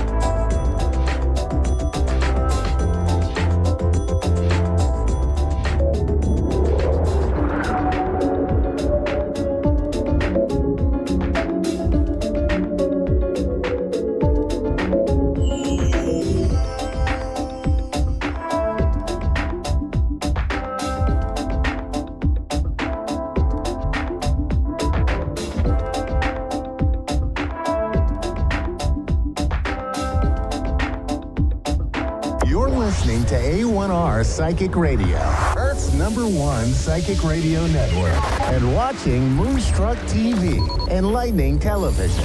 Welcome. Time for Guide to Light with Martina Billig.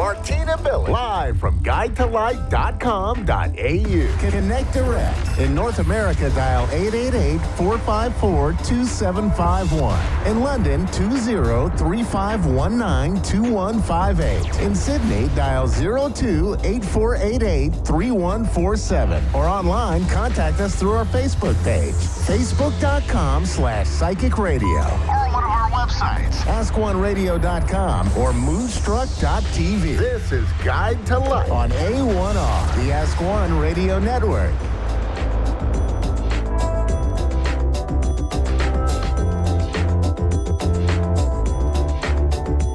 Hi everyone from the sunny Gold Coast of Australia. It's Martina Billig and welcome to the Guide to Light show. I'm so happy that you're joining us today. So I am taking a caller today, but until we get that caller, I'd love to talk with you about clairsentience. Clairsentience, the psychic ability or clear feeling, is all about us feeling emotionally or physically outside of our normal perception. So we can tune in medically to people's bodies.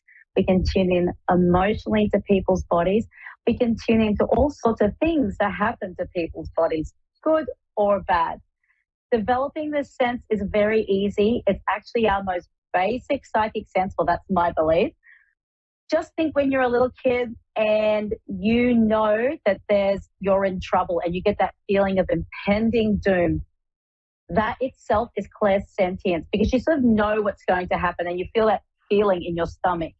So the solar plexus chakra is what's connected to our clairsentience and our heart chakra.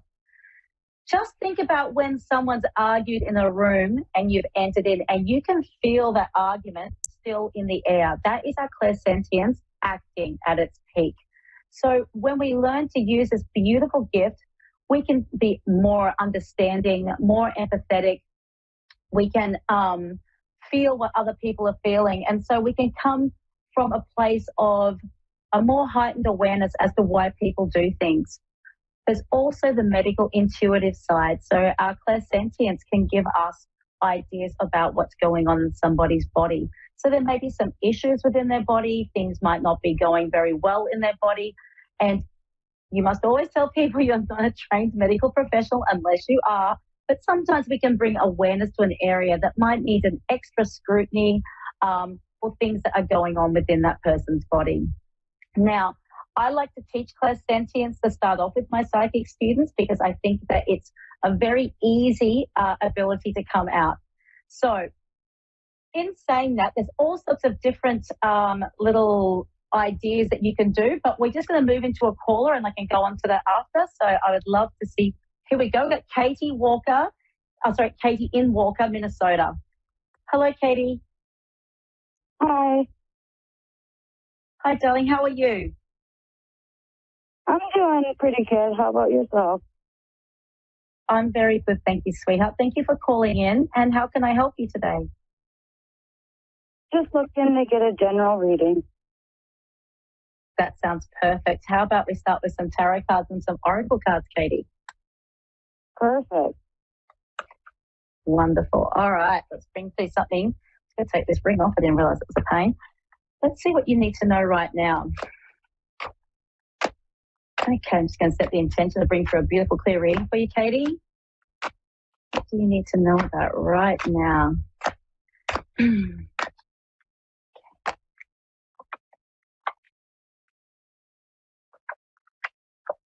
Okay, so I've got 9 of Wands, 7 of Pentacles, and the 4 of Pentacles reversed. Okay, so this is telling me that you're in a bit of a growth period where you're looking at something you've built up, and I believe it's to do with finances. Would you be would you understand that you're saving for something at this point in time? What was that? I've got the 7 of Pentacles here, which is indicating to me that you're in the process of saving up for something or preparing for something to come. Is that correct? Yeah, that's correct. Beautiful. So in the past section, Katie, what I've got here is the 9 of Wands. This has been going on for quite a while that you've been preparing for this, and you're in a position of thinking, have I done enough to get to where I need to go. Would you understand that, darling? Yeah. Okay. So what I'm going to tell you, Katie, is we've got the Four of Pentacles reversed, which indicates to me, this is in your possible future section, darling, that there's still those feelings of insecurity of having just the right amount of what you need to get to where you want to go. But what I am seeing is that you've actually got a really good backing behind you. And I feel like that there's a lesson that's come from this saving that is really going to carry on for the rest of your life. Like you've really learned some really good strategies or techniques on how to get it done. And I feel like it might have been a bit of a struggle in the past to be able to do that. However, you've kind of mastered it. And I feel that there is going to be some celebration coming up around the mid of this year. I'm feeling that there's something like an announcement, or I feel like there's a finality to what you've been doing. And I feel like that things are going to come to pass and there'll be reason to celebrate for you, darling. Well, that's awesome. That is really good, isn't it? Yeah, okay. Now, what else am I also saying? Also, I want you to consider this too, darling. I want you to keep those strategies that you've used for saving, because I feel like they could just go right out the window very quickly if you're not mindful of them. Okay. Happens to me all the time.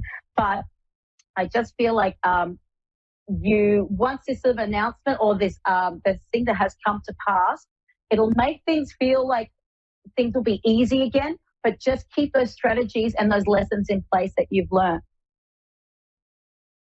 Okay. Okay, let's bring up some more cards for you. Okay, let's see what's happening in April, May, and June for you, darling. Would you be happy to do that? Yeah, I would. Okay. April, May, June.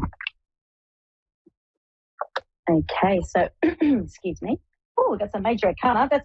Shivers, you got lots of stuff going on here. This is good. You're going to be a busy bee. So in April, things are going to feel really like you haven't got control of them, darling, but don't worry, you have, okay? There's just going to be a lot going on for you. You have got the strategies and you've got the skills in place to be able to handle a lot of things at once. It's just going to come from all angles, okay? My advice to you is just to hold on to your finances, hold on to them extra tight, okay? And just know that there's going to be growth from doing that, okay? So no silly spending, and just watch out for buying the luxuries. But there's just going to be a lot of different things that come at you that are going to be trying to encourage you to, you need to get this or you need to get that. Just really pull it in and draw it in tight and just hold fast, okay, for April. Sounds good. Okay, going into May. Now, May, we have the Wheel of Fortune reversed and we have the Seven of Pentacles reversed. Now, this is telling me that things that were meant to be happening in May, there may be a slight delay and things are going to be turned on their head a little bit. But I want you just to hold fast. This is the message I'm getting through all of this, is to hold fast. It's on a cycle. So what goes up will go down, but it will come around. There's actually a bit of spiritual energy around you in May. And I feel like there might be some connections with other family members or close friends. There might be some sort of a gathering happening. There's going to be a lot of people around you. I've got the Seven of Pentacles reversed that are going to be actually looking at how far you've come, and they're quite proud of you. They're really proud of you with how far you've come. And I feel like there's a bit of a story you're going to be telling them about what you've had to put into place to get to where you are. So with that Wheel of Fortune, there is going to be a big turn for you in May, and it's just going to go up, down, and then back up again, okay? So just hold on, all right? Hold fast. Okay. It's coming for you. Okay, May, where we go? May, June. So now this is happy days. June, this is what I was saying, mid-year for you, darling. So we've got the World card and we've got the Ace of Cups. Overwhelming, emotional, beautiful things coming for you, darling. Your cup will be filled. You've got the World card. That thing has come to its finality and has come to its end, my sweetheart. And you're going to be quite happy there. All that, you can see that the same spiritual energy around you there where it's reversed. It's come up the right way for you, okay? And you're going to be in a really good cycle. It's like you're entering into a new cycle of your life. And I see like I see like really robust happiness, and I see a lot of beautiful connections around you. So things settling down between relationships and that around you. With that Ace of Cups, we've got that overflowing love and lots of things to fill your cup with. So I do feel like there's like a nice gathering of love around you. So this could be friends, family, people that you usually spend your time with, sweetheart. Really good. June's your month. Awesome. Well, I'm looking forward to June. Good on you, darling. Well, you put it on your calendar. Let's bring out some oracle cards for you. Okay, so let's see what we can do to get you on a really aligned path for the next few weeks. What can you do to get onto that nice aligned path to help set things in place for you?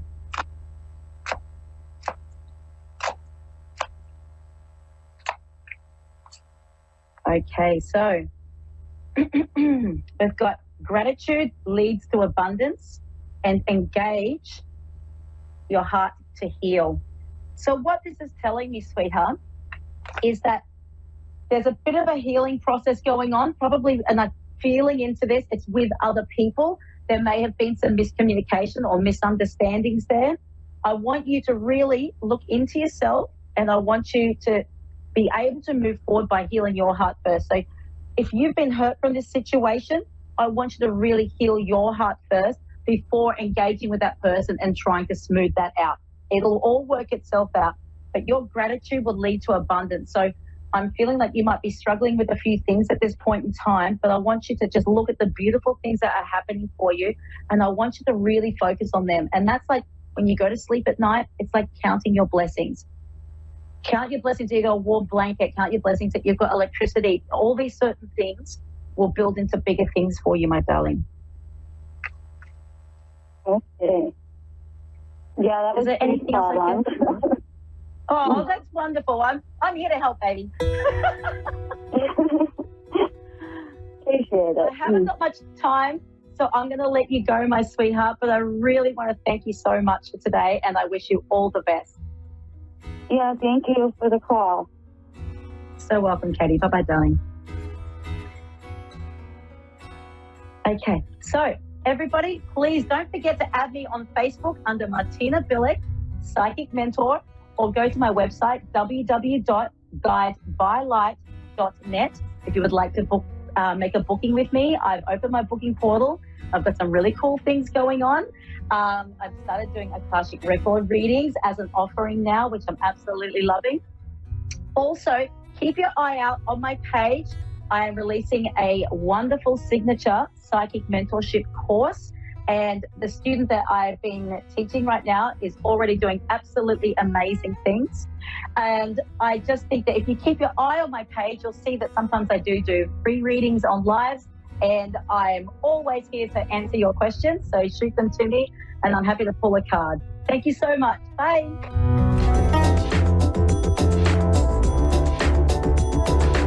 You're listening to A1R Psychic Radio, Earth's #1 psychic radio network, and watching Moonstruck TV, enlightening television.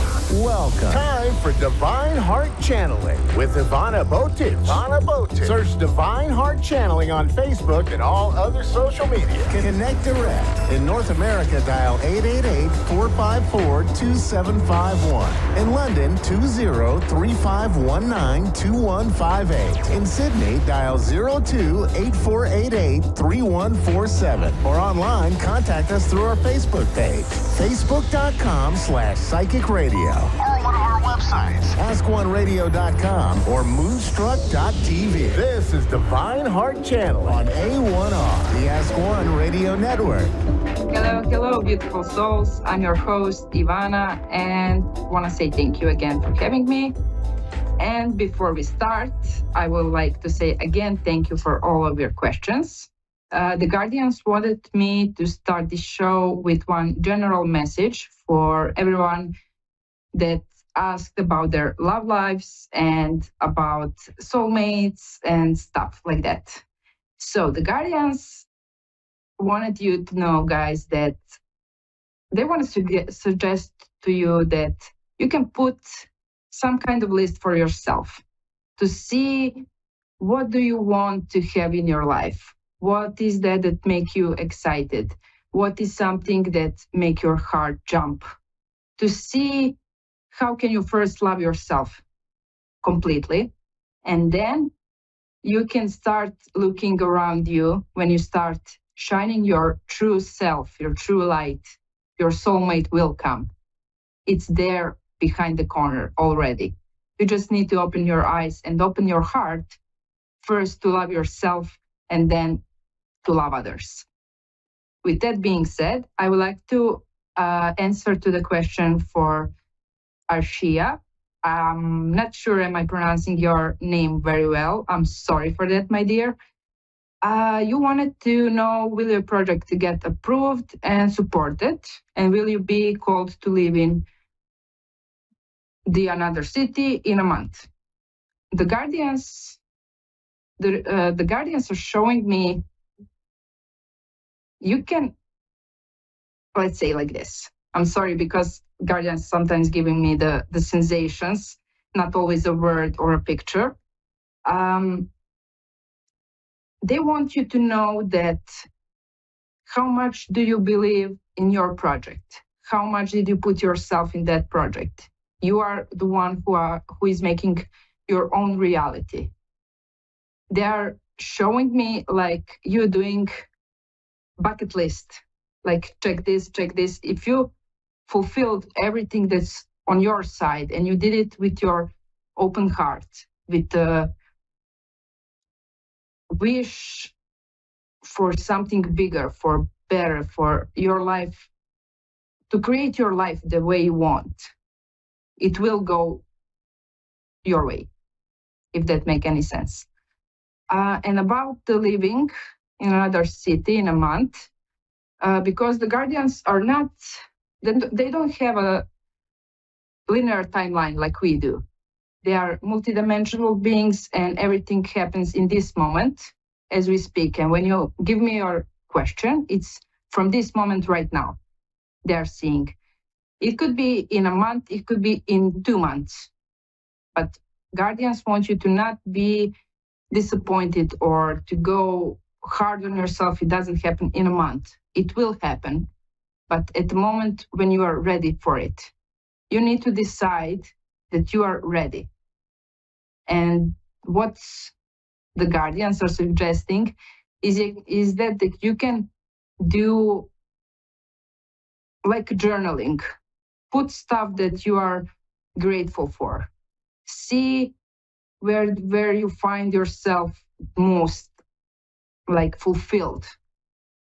And that's when it's like the word I'm looking for is you will say when you're gonna move, if that make any sense for you.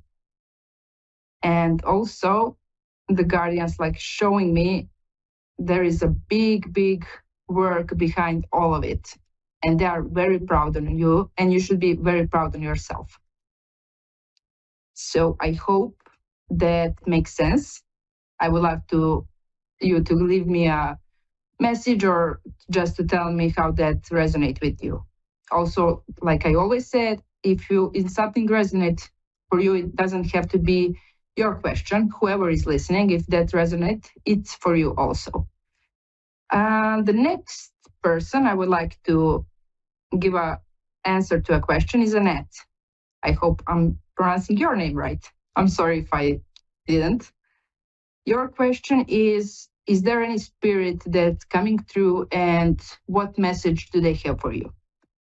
The guardians of records, of Akash, they are showing me there was a big, I will not say struggle, but like a fight you fought, that you coming out of it like very victorious.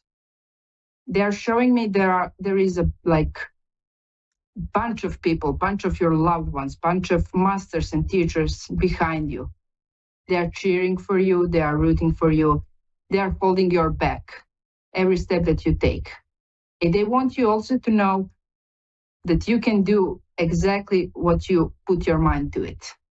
Just don't be afraid, don't get in that fear-based state, because you will close yourself. And everything we do, when we do from heart, it's always different frequency. It's always pure and clear. That's why keep continuing to do what you do. You are doing it perfectly right.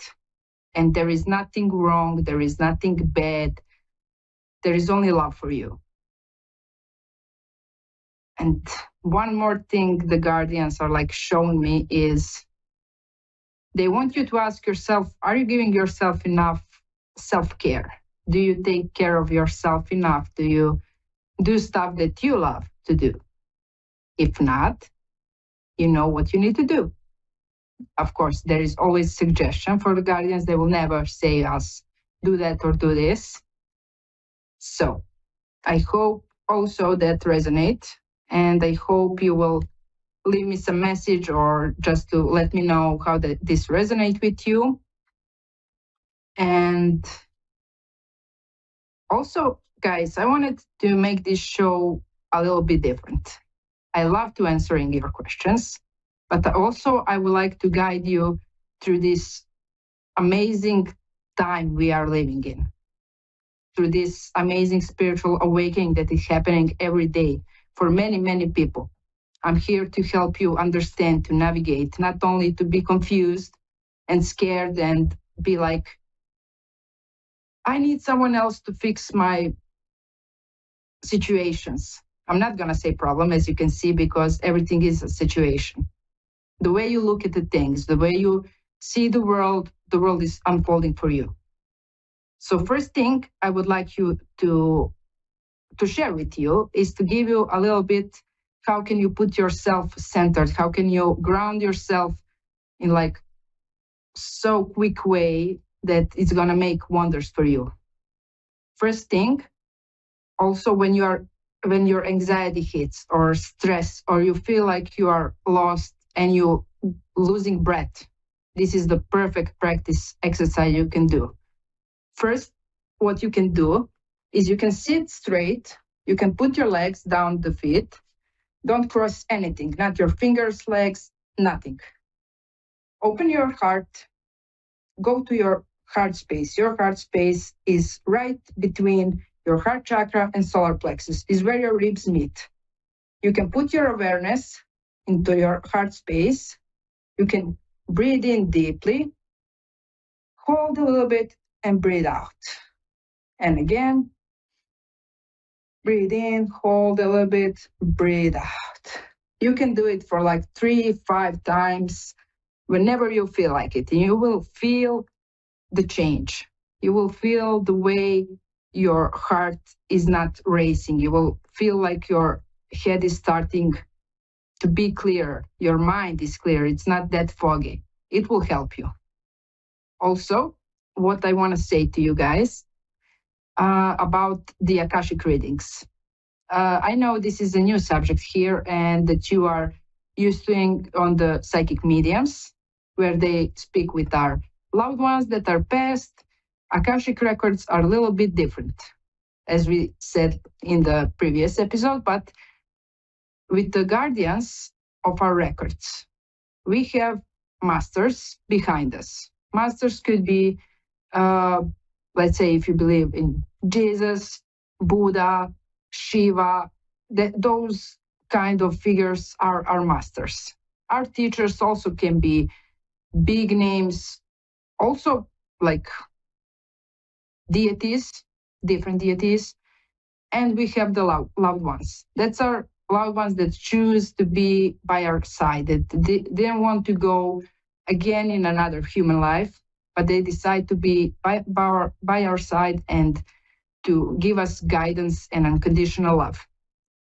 When Akashic record is opened, they come through with suggestion. How can we make our life better? What can we do to make the life we desire? What are the steps that we can take for our, not only business or love, but also for our spiritual path? How can we make our reality the way we desire, the way we want? That's why I always say, the guardians don't want to be like yes or no questions. They want a more open-ended question, so they can give you exactly the suggestions, and they can give you guidelines in which you can go and make that life that you want. So I hope this resonates with you. I hope you are getting a little bit more familiar with the Akashic records and what can you accept. Again, I'm sorry about my English, what you expect with this show. And I want to say again, thank you for being here. And thank you for having me. Oh, thank you, Dave, for saying that my English is perfect. You're awesome. And hope to see you at my next show. Be free to send me the messages. I would like to hear what you are thinking about and what do you want me to talk about also. And we can always answer some questions. Thank you so much. I know I said thank you too many times, but it's never too many times because I'm here to help you grow and to guide you, and be free to call me. Thank you so much for this.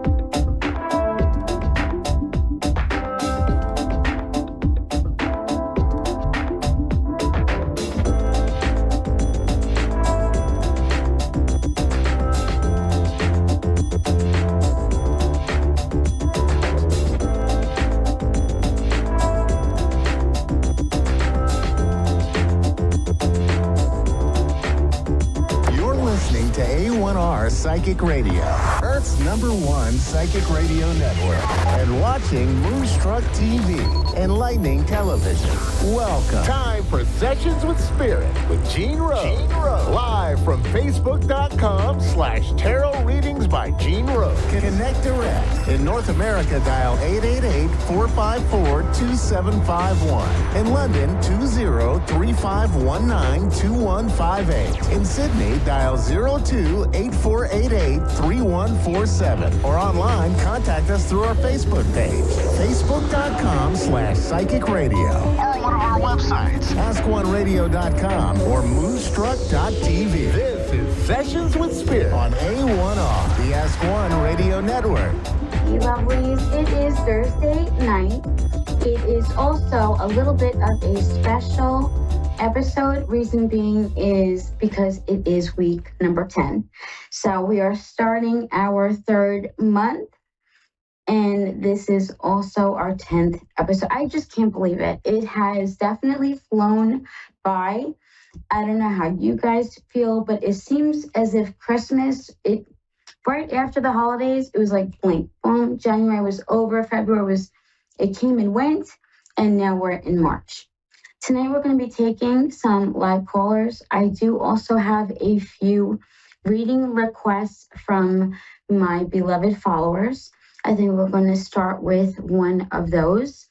And guys, I write them on index cards. I do. I usually put up a post kind of throwing it out there. Hey, if anybody has a reading request, please write it below. And of course, you guys can follow me. I am on Facebook. The name of the page is Tarot Readings by Jean Rose. It is also below. We're going to start with Rita's question, and she is from the Yukon or the town of Yukon in Oklahoma. Her question is, will I receive my financial blessing in the month of March? I'm going to kind of switch it up to within March, okay? And that way we have the full 31 days. When you do yes or no questions with tarot, you want to be as specific as possible. That's going to be important because that is going to have an impact on the answer. So, and then tonight, guys, I went through my decks today and I just organized everything. I separated the Oracle and the Tarot.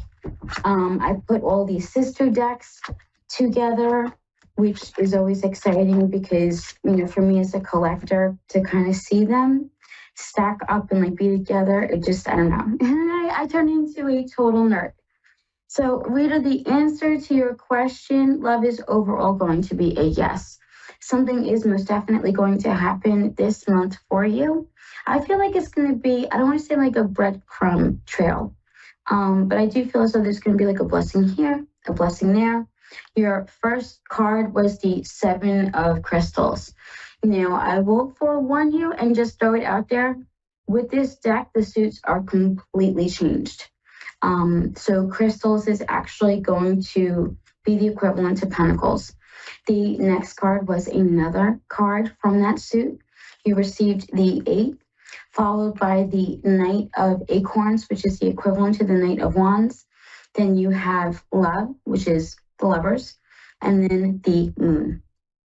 I definitely would encourage you not to focus on waiting for the other shoe to drop or any of those sort of doubtful thoughts or that negative thinking. Whatever you focus on is going to end up being what you say, and then whatever you speak will be what you manifest.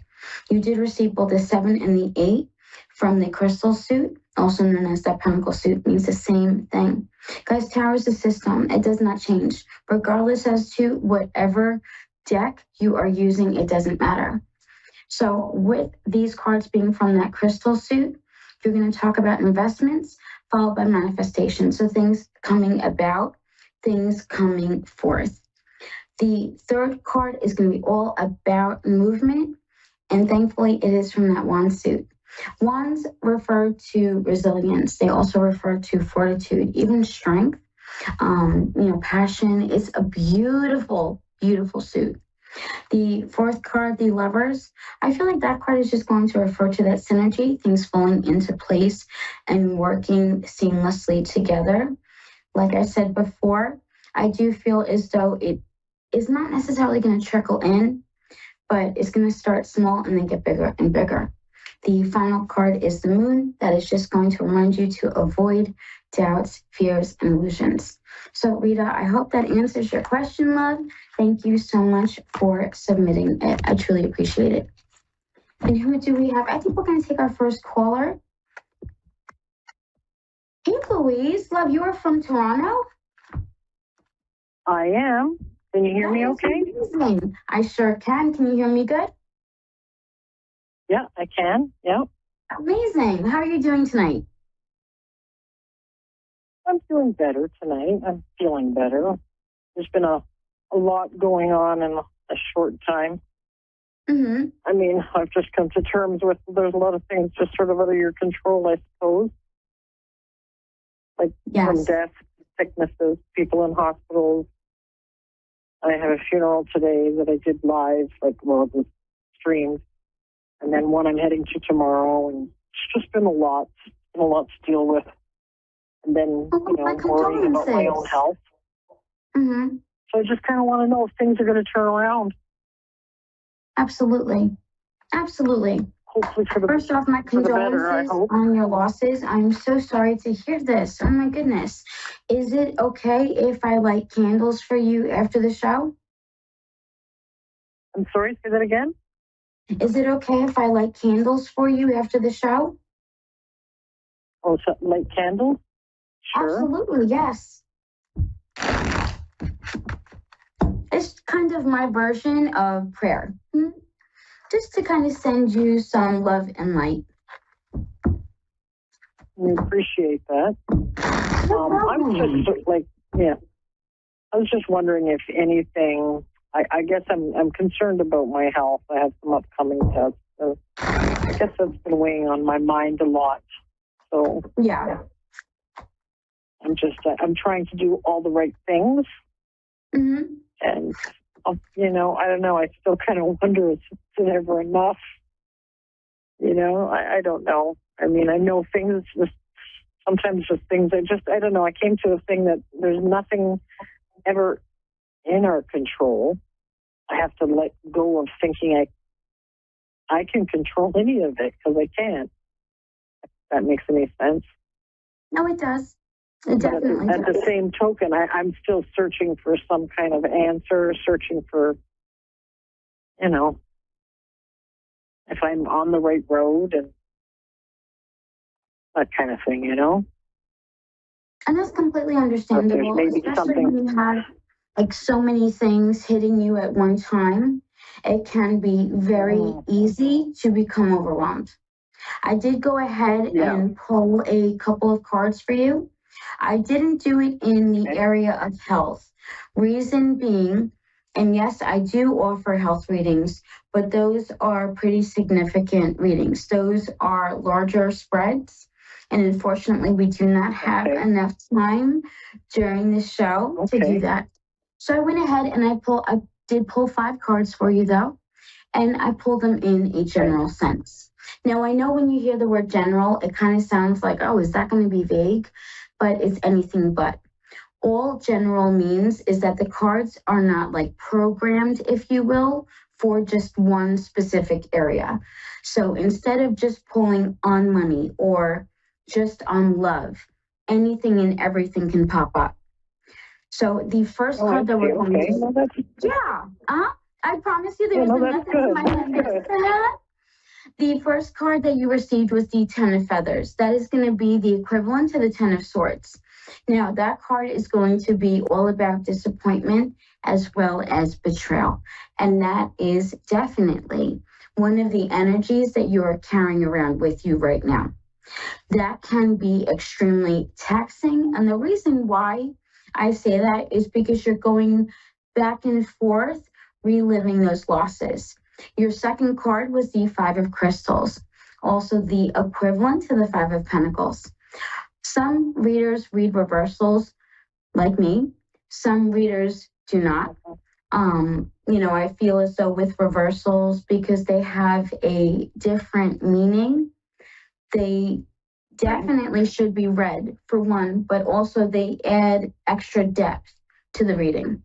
So with that card falling that, like I said, dealing with those losses, make sure you're not reliving those moments, torturing yourself. You don't want to stay, I don't want to say stagnant, but be mindful that you're not torturing yourself mentally by reliving those moments over and over. Your third card was the Queen of Crystals. Now, I will throw it out there. The crystal suit, also known as Pentacles, does correspond to the element of Earth. So that's going to signify energies such as stability, balance, even feeling grounded. That's where you want to be. That's where you want to get to. How you're going to do it is by turning over that new leaf, by starting that new page. There was a ton of crystals. Out of 5 cards, 3 of them were from that suit. So that definitely is going to be the thing that needs to be at the forefront of your mind. That's the thing that Spirit is pushing the absolute most. When you have one specific suit, be what I call kind of like the lead suit, meaning that there is the most of that one card, that's going to be where you want to draw your attention. Obviously, you feeling grounded and having that, that's where you need to draw that attention. That's where I want to go. That's why I keep striving. So, in the end, you want that stability. Yeah. I know you do. And it's going to take a lot of like putting a plan together, meaning focusing on self-care, maybe meditating. Now, I know those are sort of buzzwords when a reader says them, and I realize there are only 24 hours in a day. It's kind of like, it's like, oh gosh, not like pressure, right? Instant pressure. I don't mean that. Right. If journaling I enjoy it. If journaling is going to provide a good outlet for you, then go ahead and do that. Just be mindful to purge. Here with my journal. Yes, definitely journal. Because you know why? You're going to purge. So I have my journal in my lap as we speak right now. I have my journal in my lap as we speak. I absolutely love it. Definitely continue to do that. That'll help. Like I said before, I will definitely light candles for you after the show.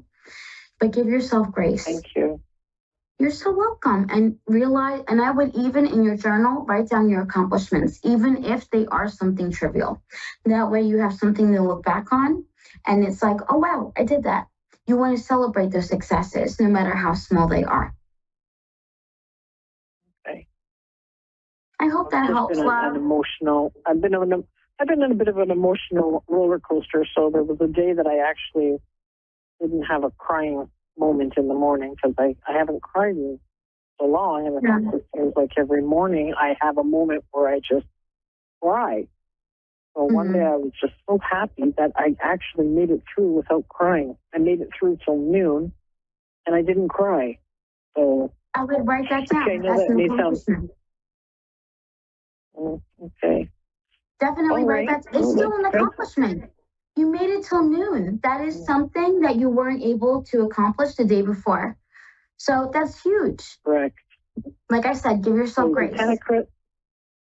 10 of crystals, 5 of crystals, queen of crystals, and the other two were? 10 of feathers. It was 5? 10 of feathers. 10 of feathers. Yes, that is the 10 of swords. The 5 of crystals, which is the equivalent to the 5 of pentacles. The queen of crystals, the queen of pentacles. The 3 of crystals, 3 of pentacles. And then final card was the 7 of acorns, which is going to refer to a hard-fought victory. So in the end, you are not only going to be successful. 7 of acorns. That's the equivalent to the 7 of wands. Okay. Yes. I like unique decks. So this deck has completely all the 4 minor arcana suits. The titles of them are completely redone. It's the only deck that has done that I absolutely adore. Usually when artists change out the titles of the suits, I sort of like roll my eyes and I'm like, yeah, I'll pass. But this deck, I just adore. Awesome. Oh, that's great. Thank you so much. Thank you so much for allowing me. Thank you. Well, thank you very much. It's nice to know that things will turn around and there'll be a little more stability. So absolutely. That was good to hear. So. And definitely take care, okay? And I look forward to possibly crossing paths with you again. And that way I can get an update on how you're doing. Okay, thank you very much. No problem, love. Have a wonderful night. Okay, you too. Thanks. All right, bye-bye. Up next, we are going to have Nicole. Hey, Nicole, how are you? Good, thank you. How are you?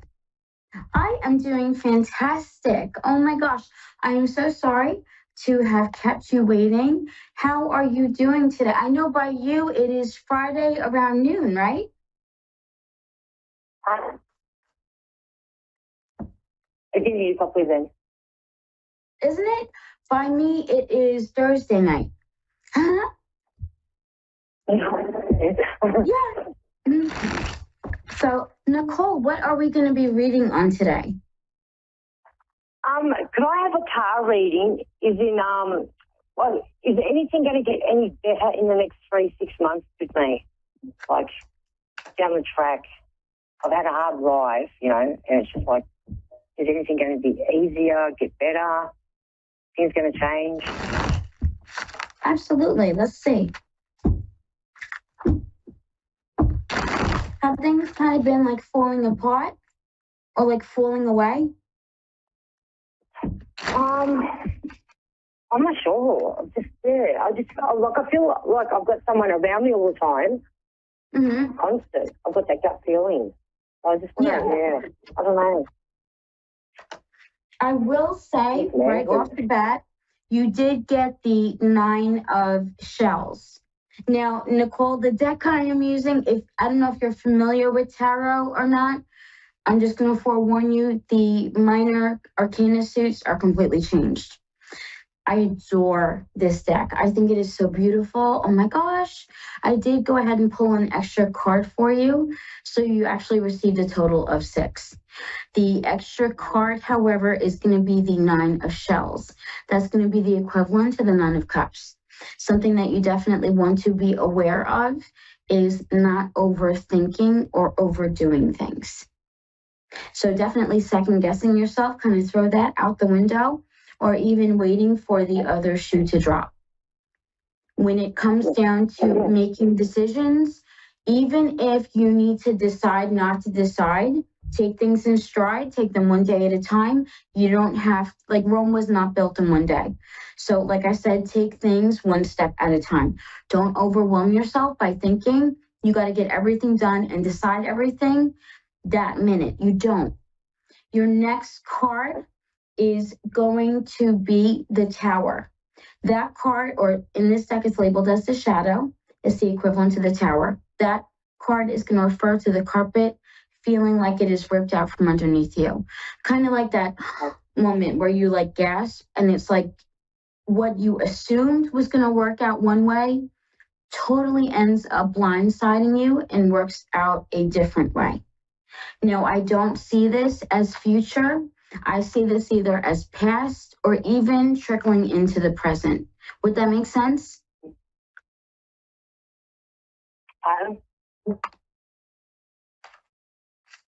What, love? I didn't hear, sorry. Oh, you're fine. I said, would that make sense to you? Like, does that? Yes, it does make sense. Yes, all of it does. Awesome. Definitely. The next 2 cards were both from what traditionally is known as that wand suit. In this deck, however, they're labeled as acorns. The first card is going to be the 7 of acorns. That card fell reversed. So with that falling reverse is going to refer to you having a hard time grasping those hardcore successes or those hard-fought successes. It's almost like you're almost at the end of the finish line and you want to throw in the towel and give up. I will say now is going to be the time for action and not positioning or planning. So don't think about writing out or thinking. Don't be methodical, just kind of hit the ground running and do. Your 4th card was the 9 of acorns. That card also fell reversed. And that's why I said, action. It's got to be all about action. The final card was the beautiful Traveler.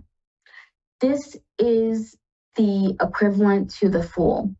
The Fool is the first card of the major arcana. Now, I know when I say the Fool, some people are like, are you calling me foolish? And it's like, no. With that card, kicking off the major arcana, that card is nothing but joy. You see, the Fool has not yet been tainted by life's hurts.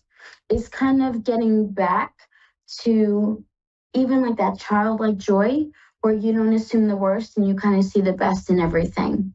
The Fool doesn't focus on the destination. Instead, he enjoys the journey. He is all about hope. He's all about taking that leap of faith. No matter what the circumstances, no matter what is going on, he always looks to the bright side. Now, I'm not saying you have to be a positive Polly 24/7, but definitely be aware that between your thoughts and your words, you do help to manifest your own reality to a certain degree. So you want to make sure you're speaking positive. Nicole, when I'm in the middle of reading a book, Nicole, they said 90% of your reality you create by manifest. I was like, oh my, I almost fell off the chair. I was like, what? So obviously since then, I most definitely have been watching what I have been saying. But like I said, I want to stress You don't have to be a positive Polly 24/7. You're still allowed to have those bad moments or those bad days. It's just a matter of turning it around. And that's going to be where the key to the success is. That extra card, that 9 of shells, is just going to remind you not to overthink things. Stay focused, especially on what you want to manifest.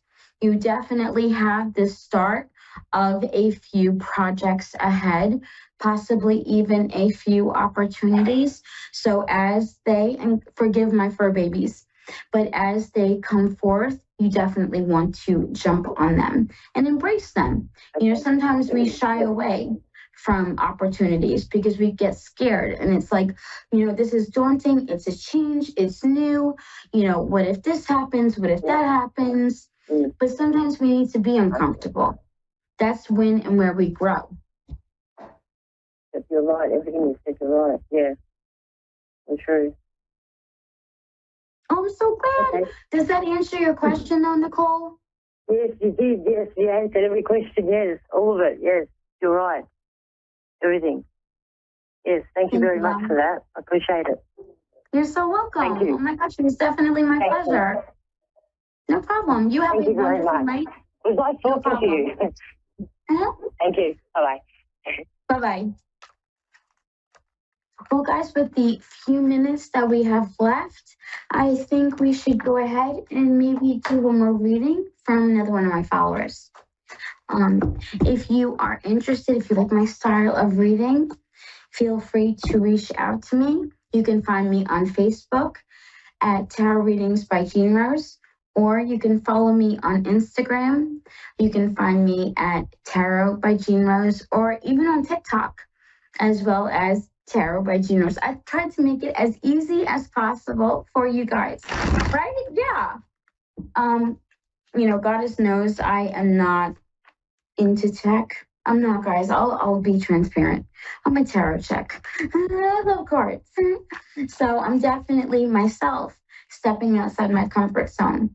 What I tell you guys, I try to put in practice myself. I am not one of those readers that is going to spout, oh, do this, do that, and then not follow through in my own life. You know, that's not setting a good example. So I think we're going to go with Kristen from Maine. And her question is, will I succeed in the next chapter of my life, which is going to be school? Kristen, I am so happy for you. Congratulations on this new endeavor. I think it is absolutely incredible. And I cannot wait to see where this road takes you. Oh my gosh, I'm just so excited. I think it is so amazing. Oh my goodness.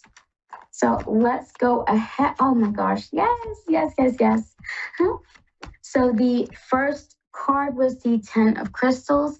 That is going to be the equivalent to the 10 of pentacles in regards to like financial aid, anything like that, even in regards to like supplies, because remember that is going to represent like money and material things. That is all going to be in the bag. They will all be supplied.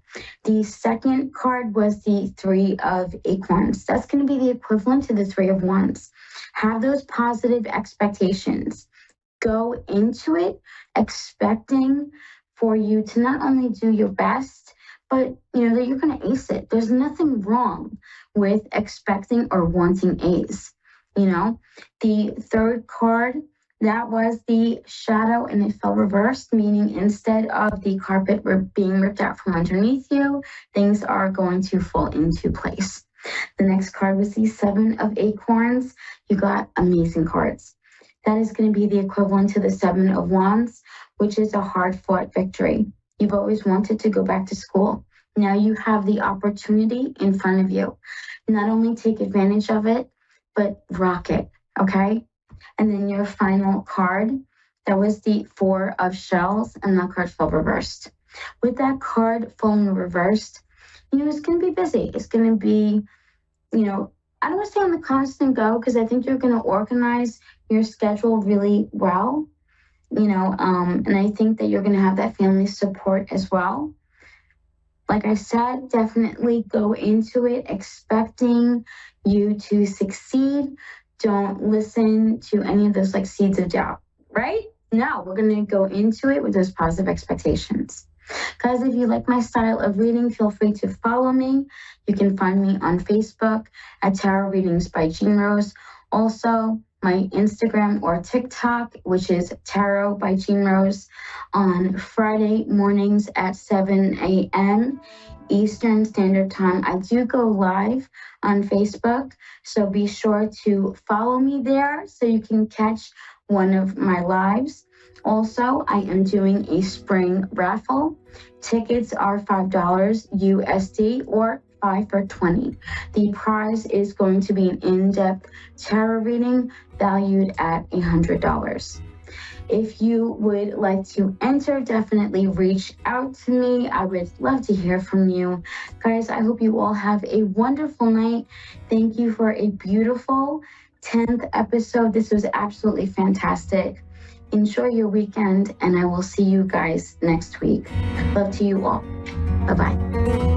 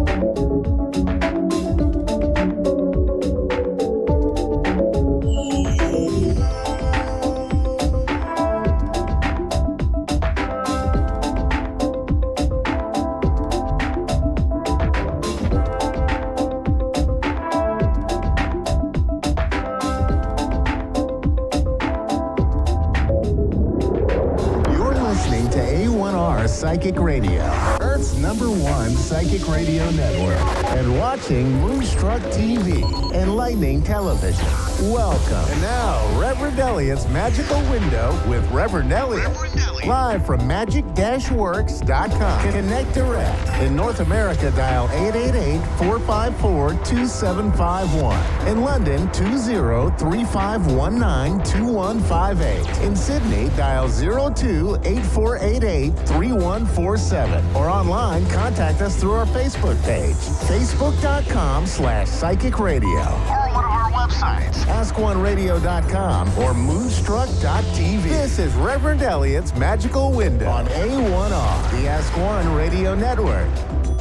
Greetings, fellow seekers of truth, wisdom, and light. This is Reverend Elliot, your friendly neighborhood esoteric practitioner, coming to you live from the city of New York tonight.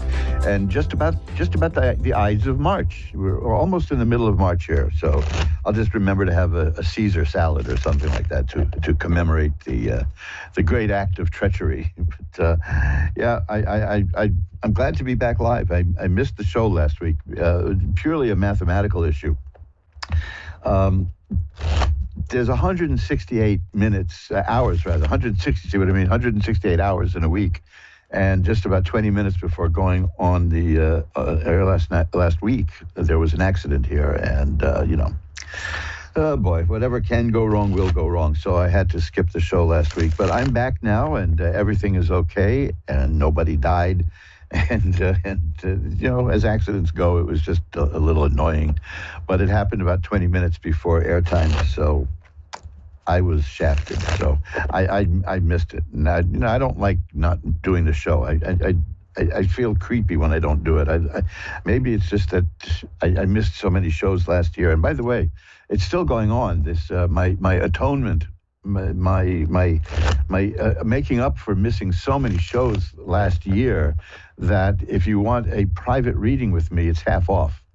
So we should get that right at the beginning. That if you want to save a little money, there, see, that's a nice little effect there. All you have to do is contact me for a tarot reading. The prices are at magic-works.com, MAGIC-works.com, and take half of that off. Cut it in half, cut it down in half. I'm not very mathematically inclined. Mathematics never was my strong suit, but I was perfect in algebra, believe it or not. I never, ever, ever made a mistake in algebra. Never. Because to me, that wasn't math. That was just logic.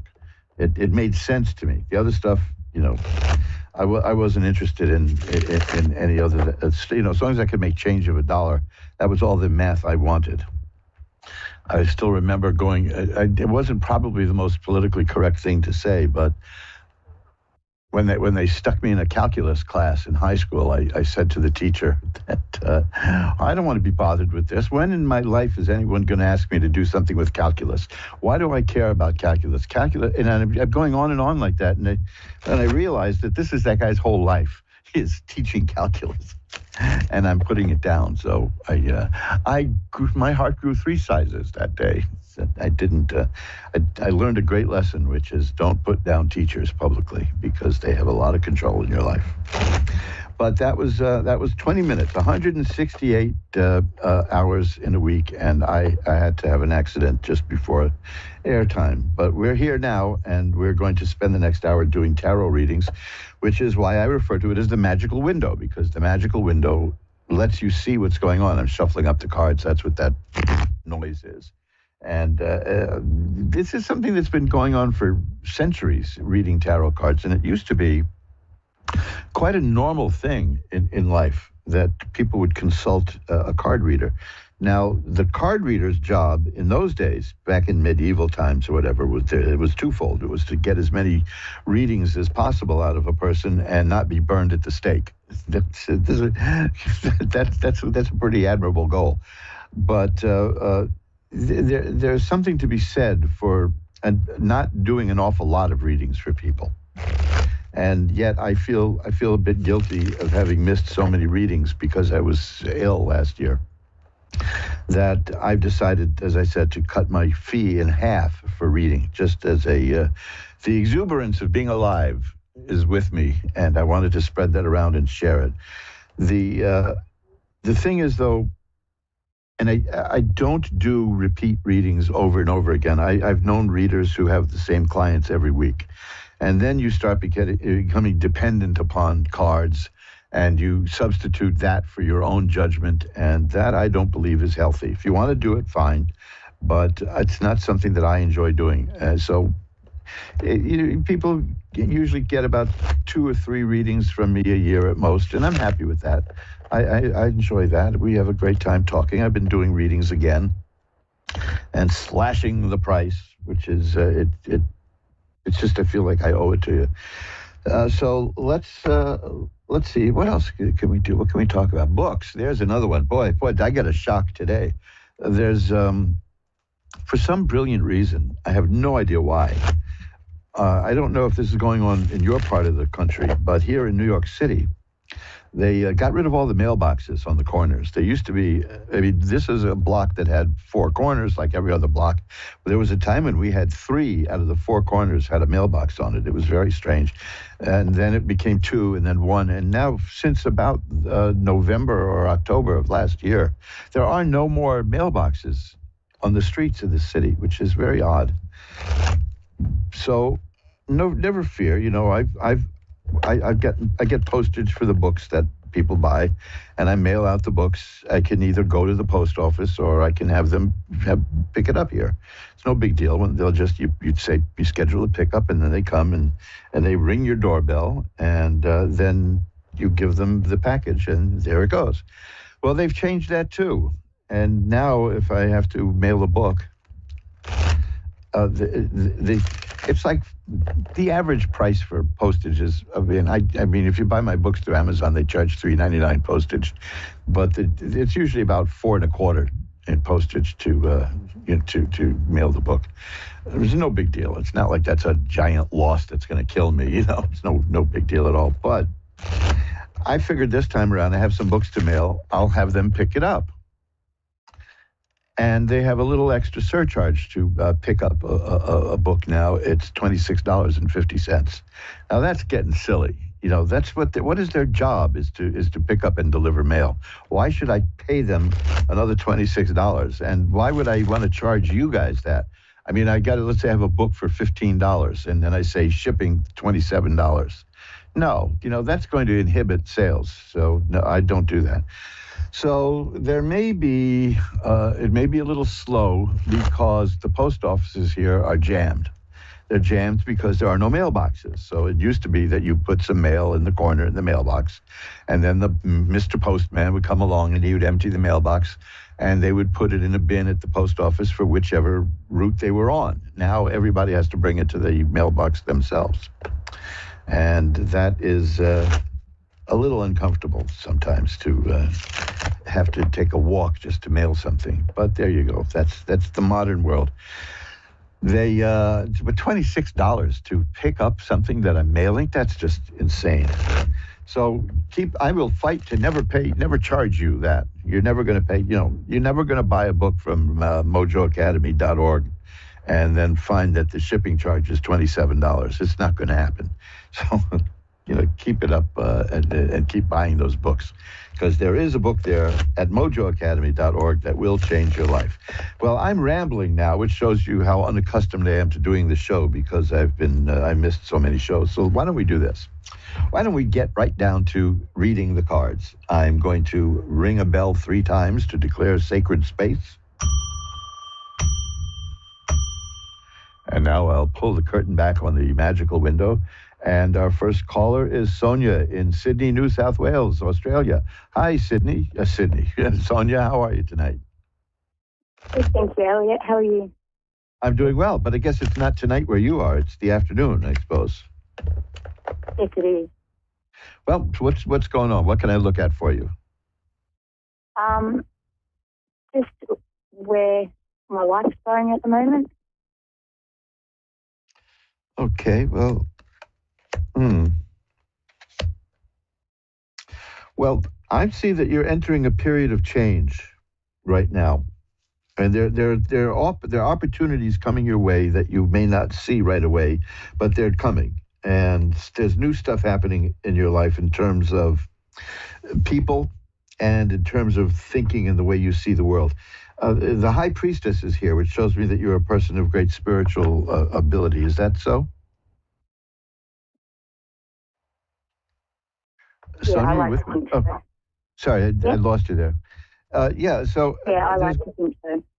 because there's the High Priestess is here, which is a very spiritual person with great occult power, but also the Nine of Cups here, which is a person who knows how to enjoy the physical comforts of life. So these are going to be going very well for you also. But there's stuff coming your way in the next few months that is something you don't even know about yet. Something that's there around you that's going to lead to new things in terms of emotion and relationships that you just don't see it yet, but it's coming. And I see that your mind is expanding, your mind is growing. I see the Queen of Swords, which is a good card for that. It's like you're growing in the way you think and the way you see the world. So this is a time of change and growth for you. Do you feel that happening? Yeah, I do actually. Yes, because it can be very annoying, Spiritual growth is very good for us, but it can be annoying. I kind of like, sometimes I think I like what I've got. I like my life the way it is, and that's when the universe says, "Here comes something new," and I fight it tooth and nail, but I usually like it. So do I. Yeah, I'm very conservative that way. But are you looking for a new kind of work or a new career? Yes, I am. Because I've got the Ace of Rods here, and that tells me that there's a new job, a new career work coming your way. So that's good, too. So things are growing for you in terms of work, in terms of thought, and in terms of the heart. So this is going to be very good. And the sun is here. That's a card of healing and growth and health and happiness. You're headed for a very... Look, it's never easy when there's growth and change. So the reminder here is it's going to be good for you. So is what the cards are saying. You may not like it. Like if you're like me, you're going to be dragged kicking and screaming into change. But you'll be happy. You'll be happy with where it ends up, because the final card I have here is the World, and the World is a card of assured success. Okay. Yeah. So it's going to be good for you. You're entering a very good period. Thank you. Is there anything else you want to look at? Relationship. Yeah, that's part of it, because you have cup cards here. There's you have the Two of Cups here, which tells me that there may be either it's a new relationship coming or a relationship you're in is going to reach a new level. So, that's because you also have the Nine of Cups. So yes, and that means a very sensual thing is coming. That's why I said you like the good things in life. There's a relationship coming your way, and it's going to be very sensual. And I'm trying to keep this as clean as possible. and you'll like it. Let me put it that way. You'll like it. Okay.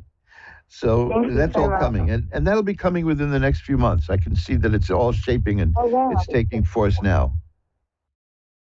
Yeah. Yep. Here's the card of the Lovers. So there you go. You see, this is good. And that's just confirming it. You're headed for a very good time. Thank you. My pleasure. Thanks for calling. Bye-bye now. Bye-bye. And let's shuffle them up now and remind you that you're listening to Reverend Elliot's Magical Window, the program that asks, is this live or a rerun? Today it's live. March 13th. For another 45 minutes, it's March 13th. Hey, look at that. Friday the 13th came on a Wednesday this year. That's this month. Oh, boy. So let's see. Let's shuffle them up again. And let's see. Brittany in Jacksonville, Florida is on. Hi, you're on with Reverend Elliot. Hi, how are you? I'm good. I'm doing well. I'm glad that you're good. What can I look at for you? You're a tarot card. You used to do tarot cards? Yes. And I guess maybe in that case, like love life and job. Okay, let's give it a shuffle and see where it leads us. This is, I get a lot of, oh gosh, This is a card. I just shuffled up the cards, and I got this card for the previous reading. When you shuffle the deck, if you shuffle it 3 times, it's randomized. And so this is an interesting message. I got the Ace of Rods, and that is about the beginning of new work, new career, new job. Are you looking for something new? Yeah, I recently got let go, so. Okay, so then, yeah, definitely. But that Ace of Rods says that there's something new coming your way. So there will be another job. Like something better, hopefully. Well, the next card is the 7 of Coins. Now, the 7 of Coins is an interesting card because that is about an investment paying off. Now, but I don't mean like buying Apple 30 years ago, Apple stock. Yeah. In this case, it's about your investment in yourself. So that what's coming your way, you're prepared for, and you can do it. Okay. This is reinforced by the next card. Wow, this is a really interesting reading. The next is the 6 of Swords, and that's a person getting from where she is to where she wants to be through her own power. It usually shows a person in a little boat pushing the boat from rough water to calm water. So where you're going is going to be better. It doesn't mean literally moving, although it can. But in this sense, it shows that you're headed for something better than you had. And the 2 of Rods is here. And that's an interesting one, too. You're waiting for the results in terms of something happening. And the rods are about work and career. So there's going to be good news coming your way. It's just taking a little bit of time. The 9 of Coins is here, too. See, these are the cards you got are coins, mostly, and rods, which are about money and work.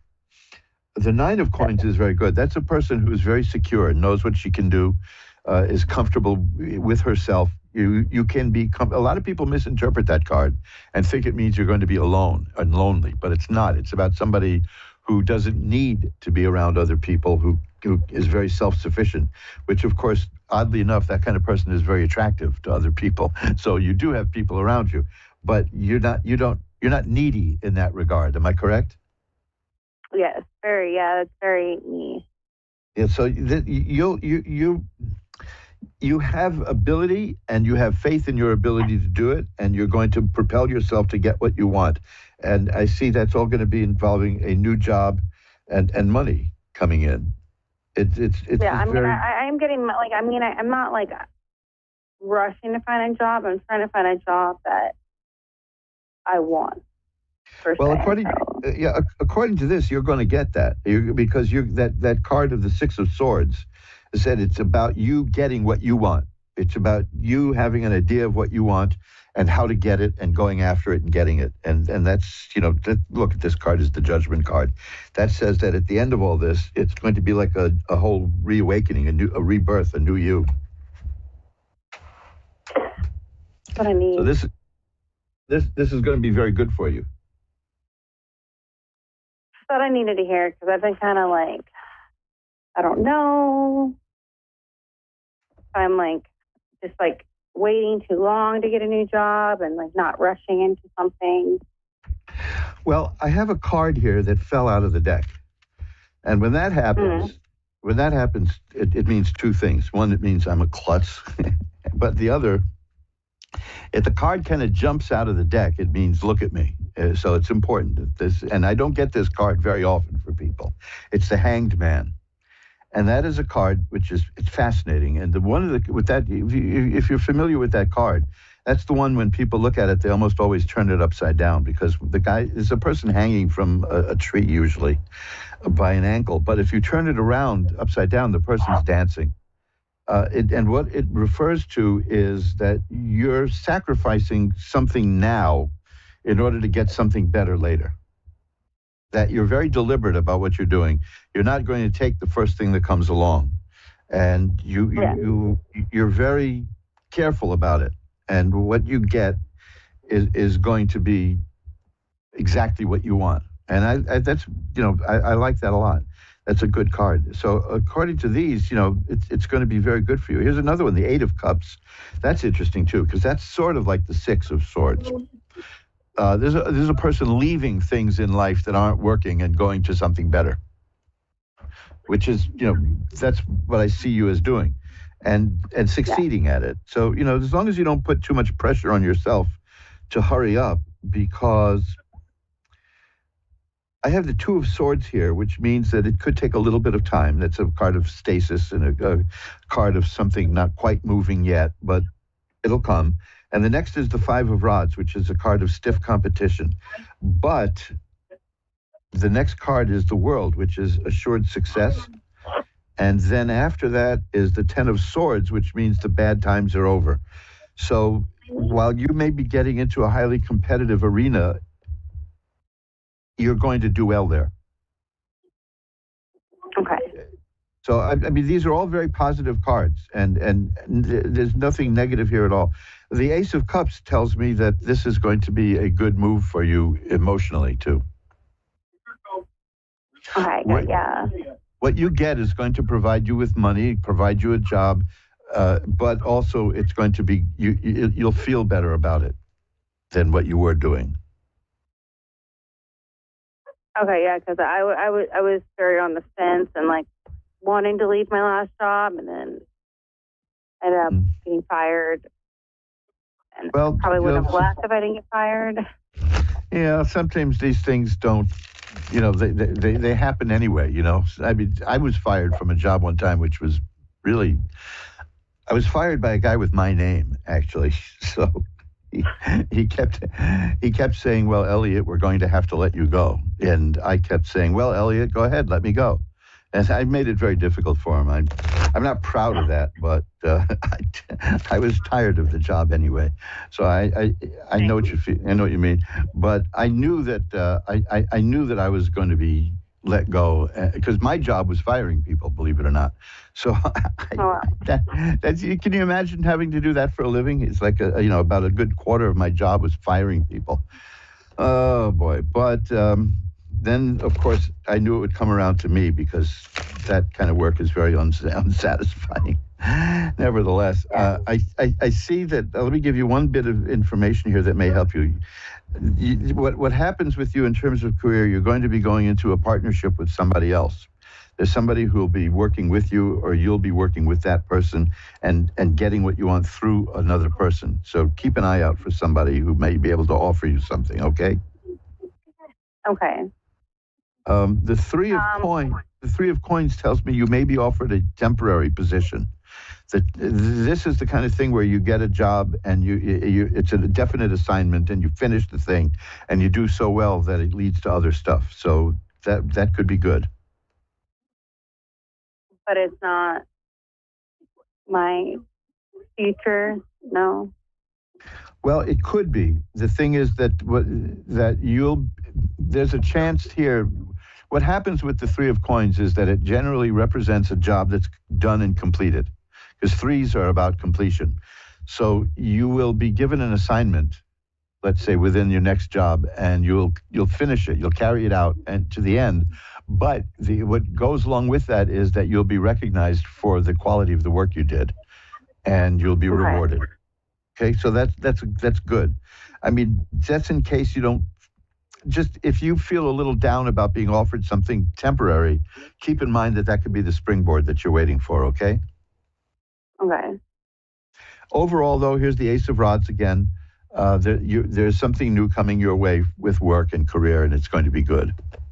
So you're headed for a time of change. And sometimes we have change forced upon us, but this is going to be a good change. It'll be like a whole new you, okay? Right. Anything else you want to look at? I was looking at like my love life because I'm kind of like in like a little bit of a dilemma. Well, let me see what we got here, because those cards really responded to the work stuff. So let's see what we get here. Were you recently in a relationship that didn't work out? Yes. Okay, because for the most part, yeah.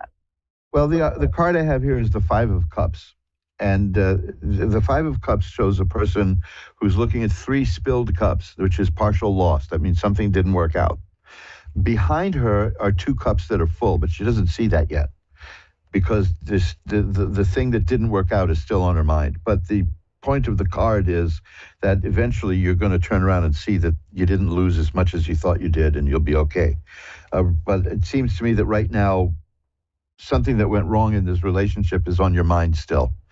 And that's getting in the way of moving on. But it won't last, okay? You'll be fine. You'll get through that. Okay. That's the important thing. And here I have again the Ace of Rods. It's telling me that the main thing here is the career for you right now. Concentrate on that, okay? Okay. And the rest will come. Okay. Thanks for calling. Thank you so much. I appreciate it. My pleasure. Bye-bye now. And let's shuffle up the cards. You're listening to Reverend Elliot's Magical Window, and in case I didn't say it clearly enough, you can find out more about what I do at magic-works.com. That's magick-works.com.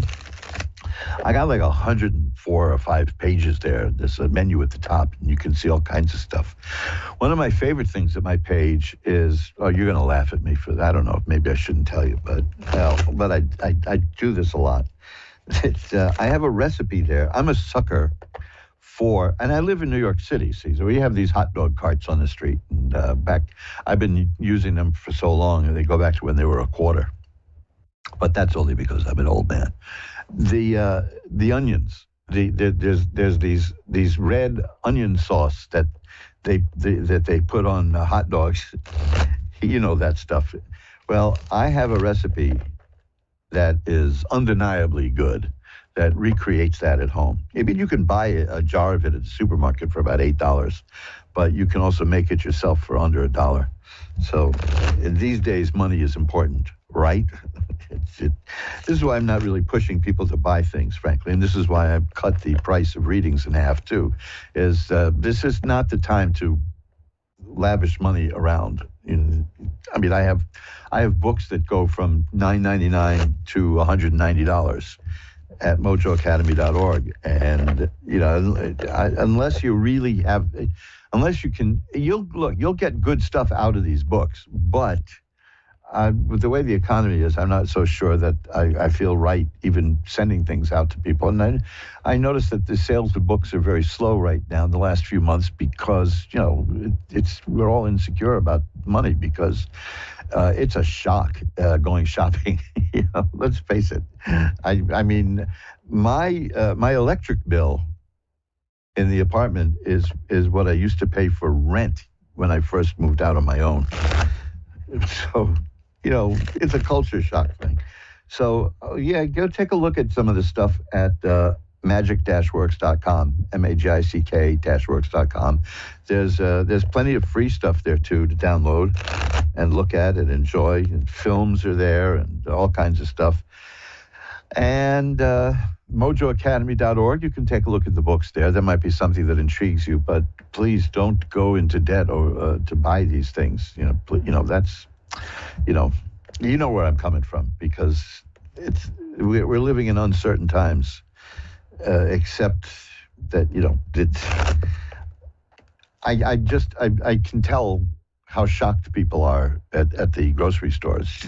So the poor cashiers, they get treated like garbage by so many people who blame them, which is pretty bad, No, I spent years as a cashier. I loved it. I got out of advertising and marketing and all that. And I said, what can I do that'll pay me well and will not be annoying? And I got a job as a cashier in one of the most popular discount stores in New York, which paid me a lot more than as an executive, believe it or not. But I understood. I learned a lot. All you people who've been working cash registers, you learn a big lesson, which is slow down. Don't let anybody rush you. See, these are the lessons that we learn. So keep that in mind.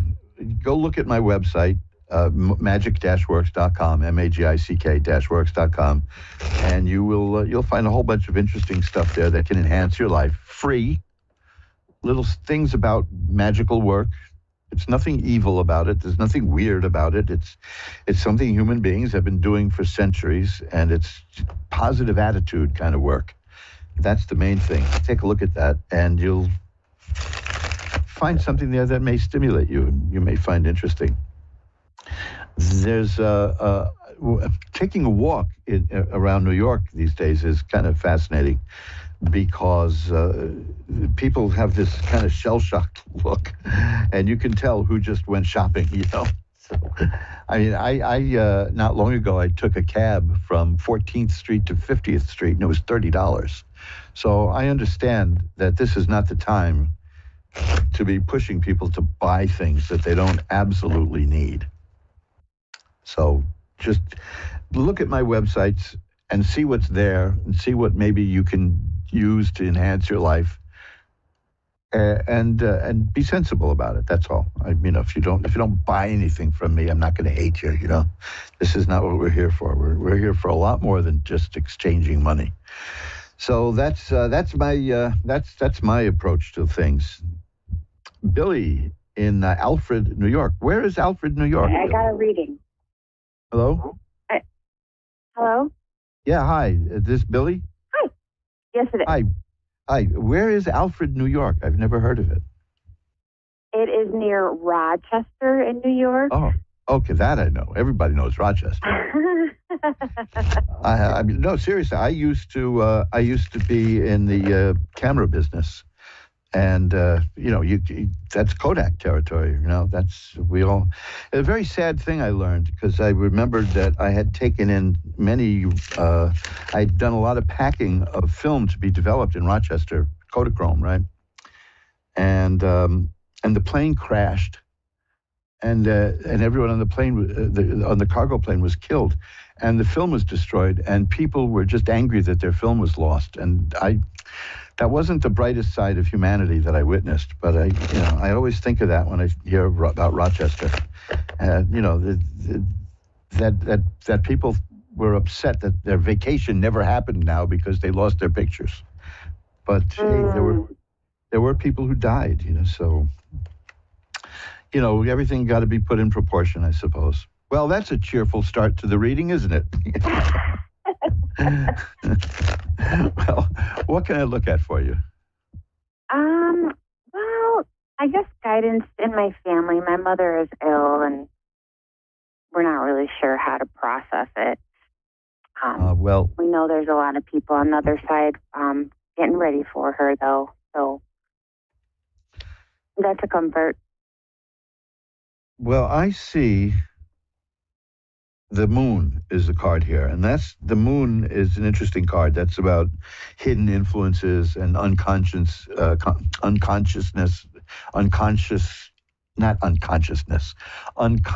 influences. And I'm tripping over my words now. And it tells me that there's some deep things going on. You're right, that there is something happening on the other side, shall we say. Yeah. The Ten of Swords is here. Now, this is a very strange card that comes up a lot in cases like this. And it is a card, it looks like it's a card of death, but it isn't. And yet, it applies here, because what it means is it's a card about the difficulties and the troubles are going to end. Right. So I just wish it would be sooner. Well, I see. Now that's where we get conflicted, because we start feeling guilt that way, but it's not I'm not saying you feel that way, but I've spoken to so many people who do feel guilt that way, because it's about not wanting somebody to suffer needlessly. So there's nothing bad about that. I see a good ending for this, if you know what I mean. I'm seeing emotional release. I'm seeing health and healing spiritually. I have the Temperance card here, which shows an angel on it, and that's about life regaining balance. I have the Lover's card, which has also got an angel on it.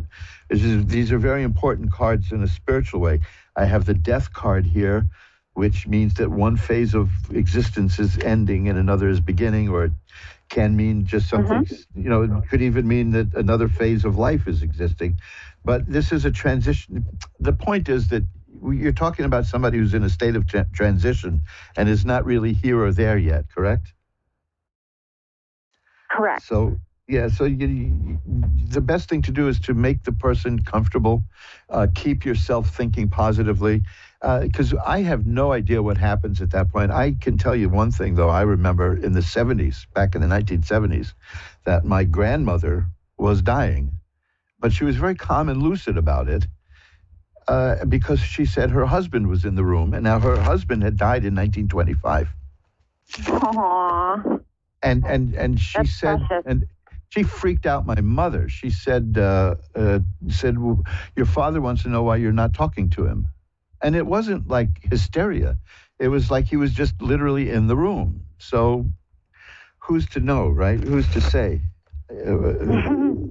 what happens? Because it was just very normal to her. And you know, and in those days, it went, well, 1925 is a long time ago, but 99 years now.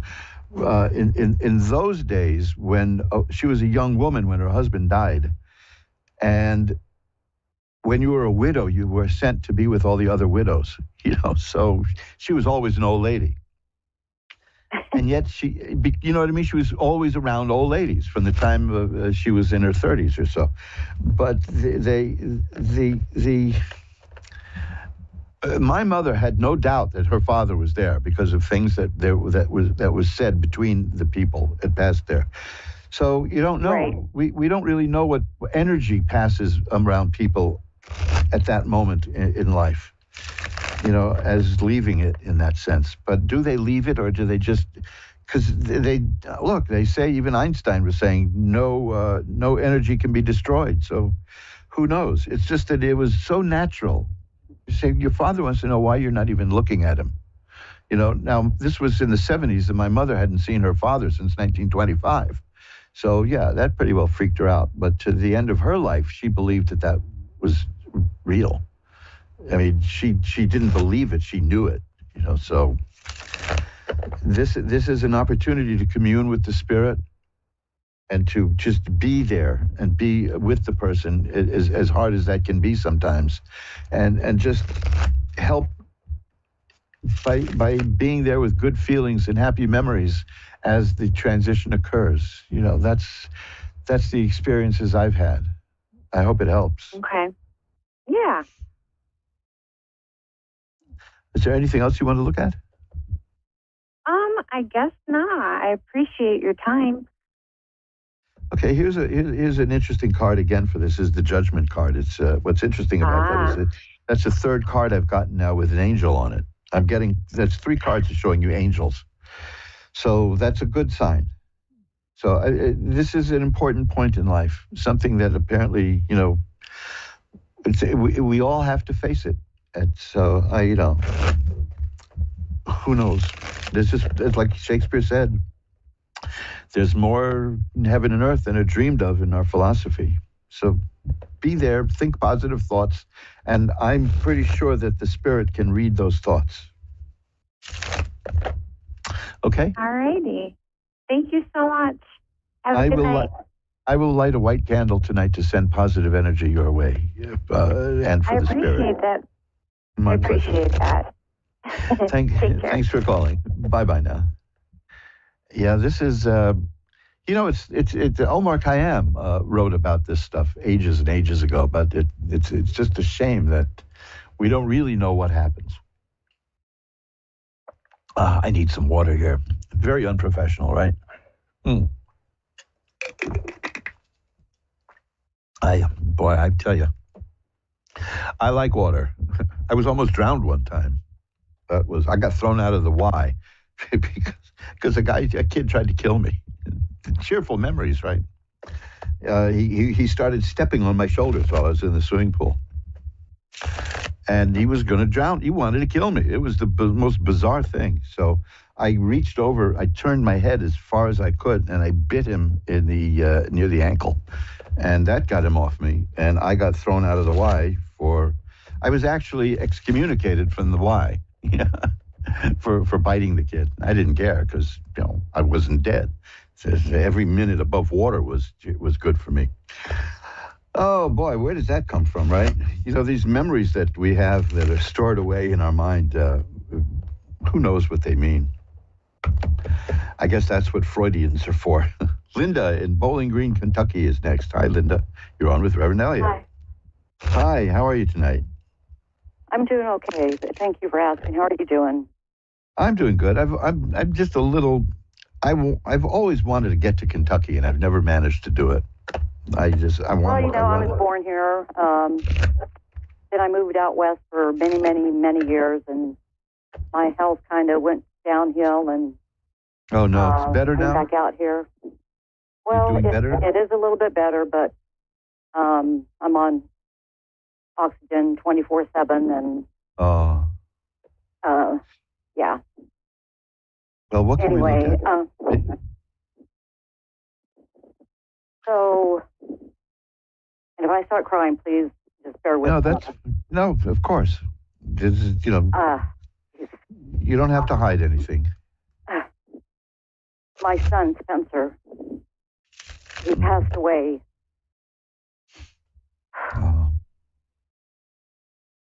It'll be 13 months on the 25th of this month that he's been gone. So that's really relatively recent, Yeah. He passed away in Utah.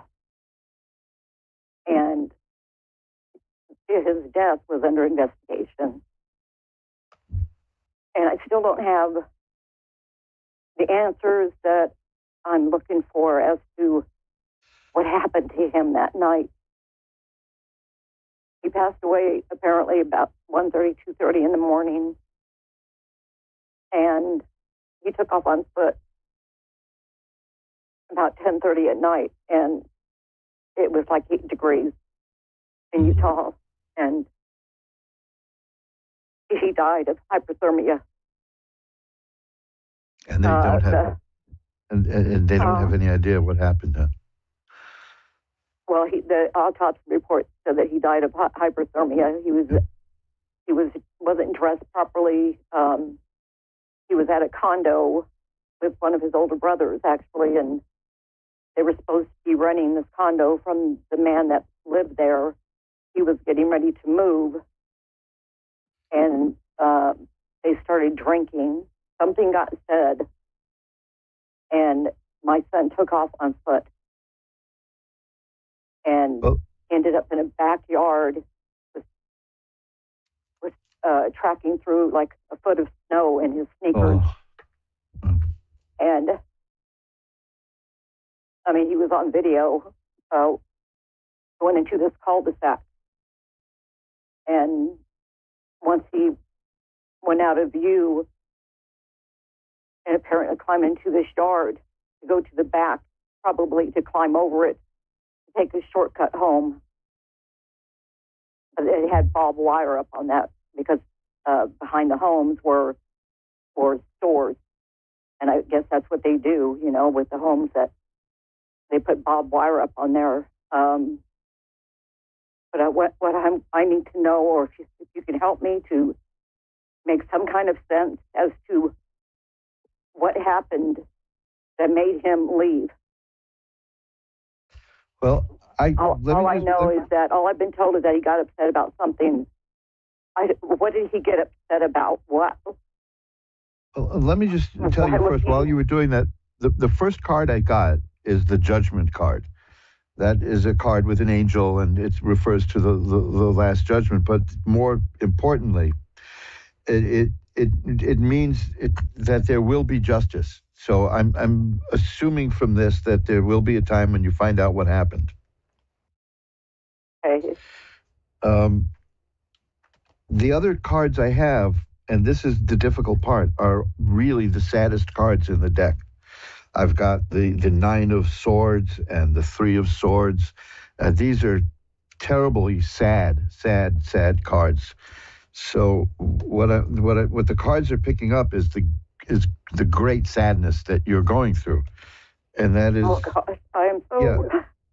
No, look. Of course, obviously, you're going through that. I'm just saying that that I can't see beyond that first card, which is the Judgment card, which is one that it implies justice. It implies that there you will find out. Other than that, and then I have the Four of Rods, which is about family. It's got something to do with the family. But everything else is just really terribly sad. I mean, things like the 5 of coins is here. These are the death card is here. These are the saddest cards in the deck right now. So I don't know how to live in this world without him. Yeah, He was my baby boy. You know, he had just barely turned 26 years old. Yeah, that's and I don't know. I just don't. Well, if it helps any, what I'm seeing here is that that there was suffering. The suffering is over. That's the 10 of Swords. That's what that means. But keep in mind that the Judgment card is saying that there will be an answer. So that holds out hope of finding out what happens. Okay? Right. I'm not trying, let me put it this way, because I'm going to give you my email also. I'm not trying to put you off right now because, and I'm certainly not going to say calm down. You know what I mean? I'm not going to go through any of that garbage because, it's ridiculous to say a thing like that to someone who's hurting like this. Right now, the cards are clouded because of the grief. So I'm not seeing beyond that. I'm just seeing, like I told you, I have those cards.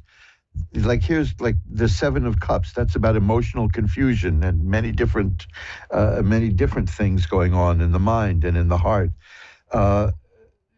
So if you want, you can send me an email in a few months. Let it settle a bit more and see if anything new turns up, and we can look again. I'll do this for you on the house, because I can't see anything else now. All I see is the overwhelming sadness. And now, you don't need the cards to tell you that, right? So, but I'm just saying that's making a wall here for me. Here's I have the 7 of Rods, which is a person who can get through all the obstacles and get what they want. So I think that there's an answer that's coming, but it's going to take a while. It'll take a while. But I'll tell you what my email is now. You can hear it again if you play the show at AskOneRadio.com, or at AskOneRadio.com you can find a link to contact me.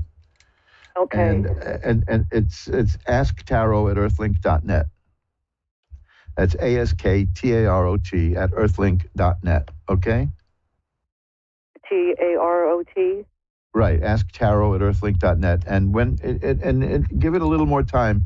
And when you feel a little more comfortable, send me an email and I'll pull some cards for you, okay? We'll talk then. No charge, nothing like that, We'll do that. Because I can't see beyond this. Up to number 7. About a week and a half to 2 weeks before he passed away, I was talking to him on the phone, and he told me, and this just made my heart drop when he said this. He said, "Mom," he said, "I don't think I'm ever going to see you again." And I was like, "Spencer, please don't say that, honey." I mean, I could still see, I was in the kitchen when he said it, and my heart just fell. Yes, I've got to get. As you're telling me that, I have the card, the 3 of Swords, which is a heart pierced by swords and crying. See, this is I can't get through that grief right now. So maybe it's just if you can let it go for a little longer and then contact me, maybe this will be a little clearer and I can see if I can pull some cards. How's that? Okay, all right. Okay, and I will light a candle to send some positive energy your way and see if we can help out with that. But I do see that you will get an answer, but it's going to be quite a while, okay? There's so much grief and sadness. Hang in there, all right? Okay, well, I appreciate your time. Thank you so much. Good luck to you. Bye-bye now. And let's see, we can get one more call in. Katie in Boy River, Minnesota. Hi, Katie, you're on with Reverend Elliott. Hi.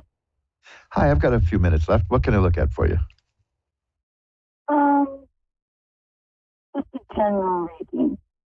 What was that? Just a general reading, whatever. Okay. General. Okay, let's see what we get.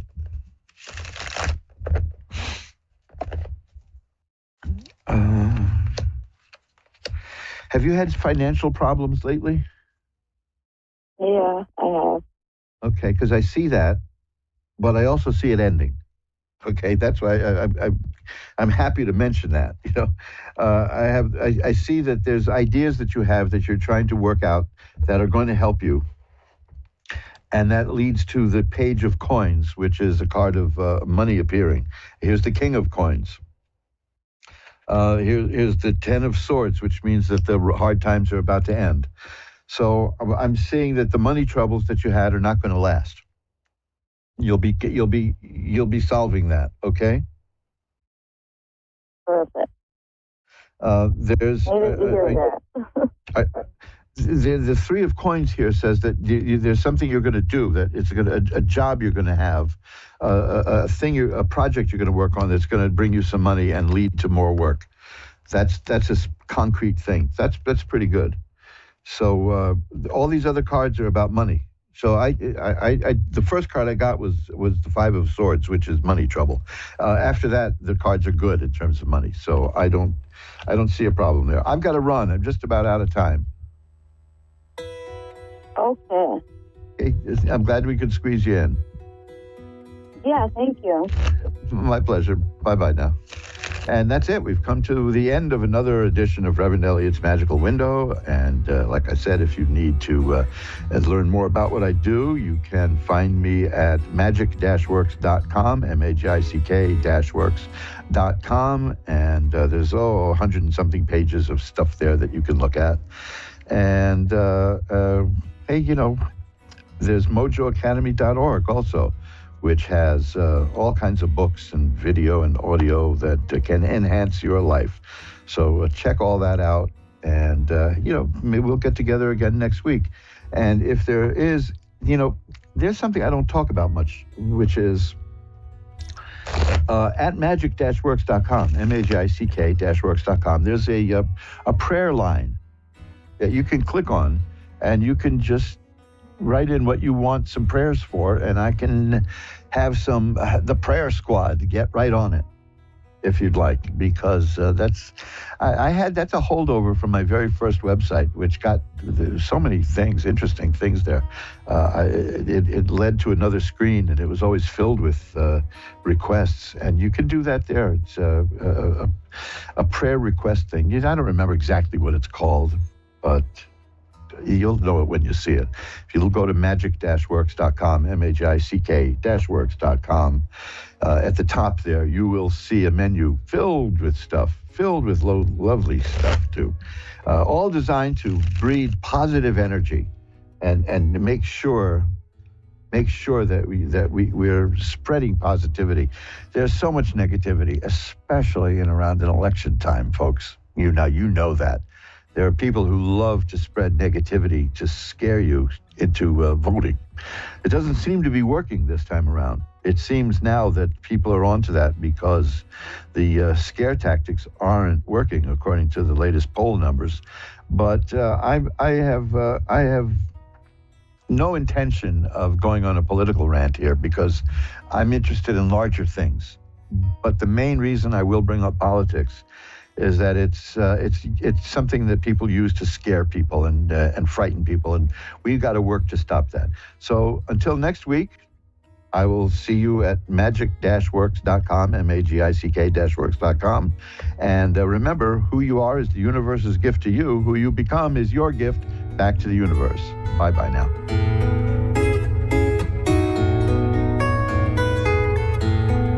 Accurate, clear answers to any question.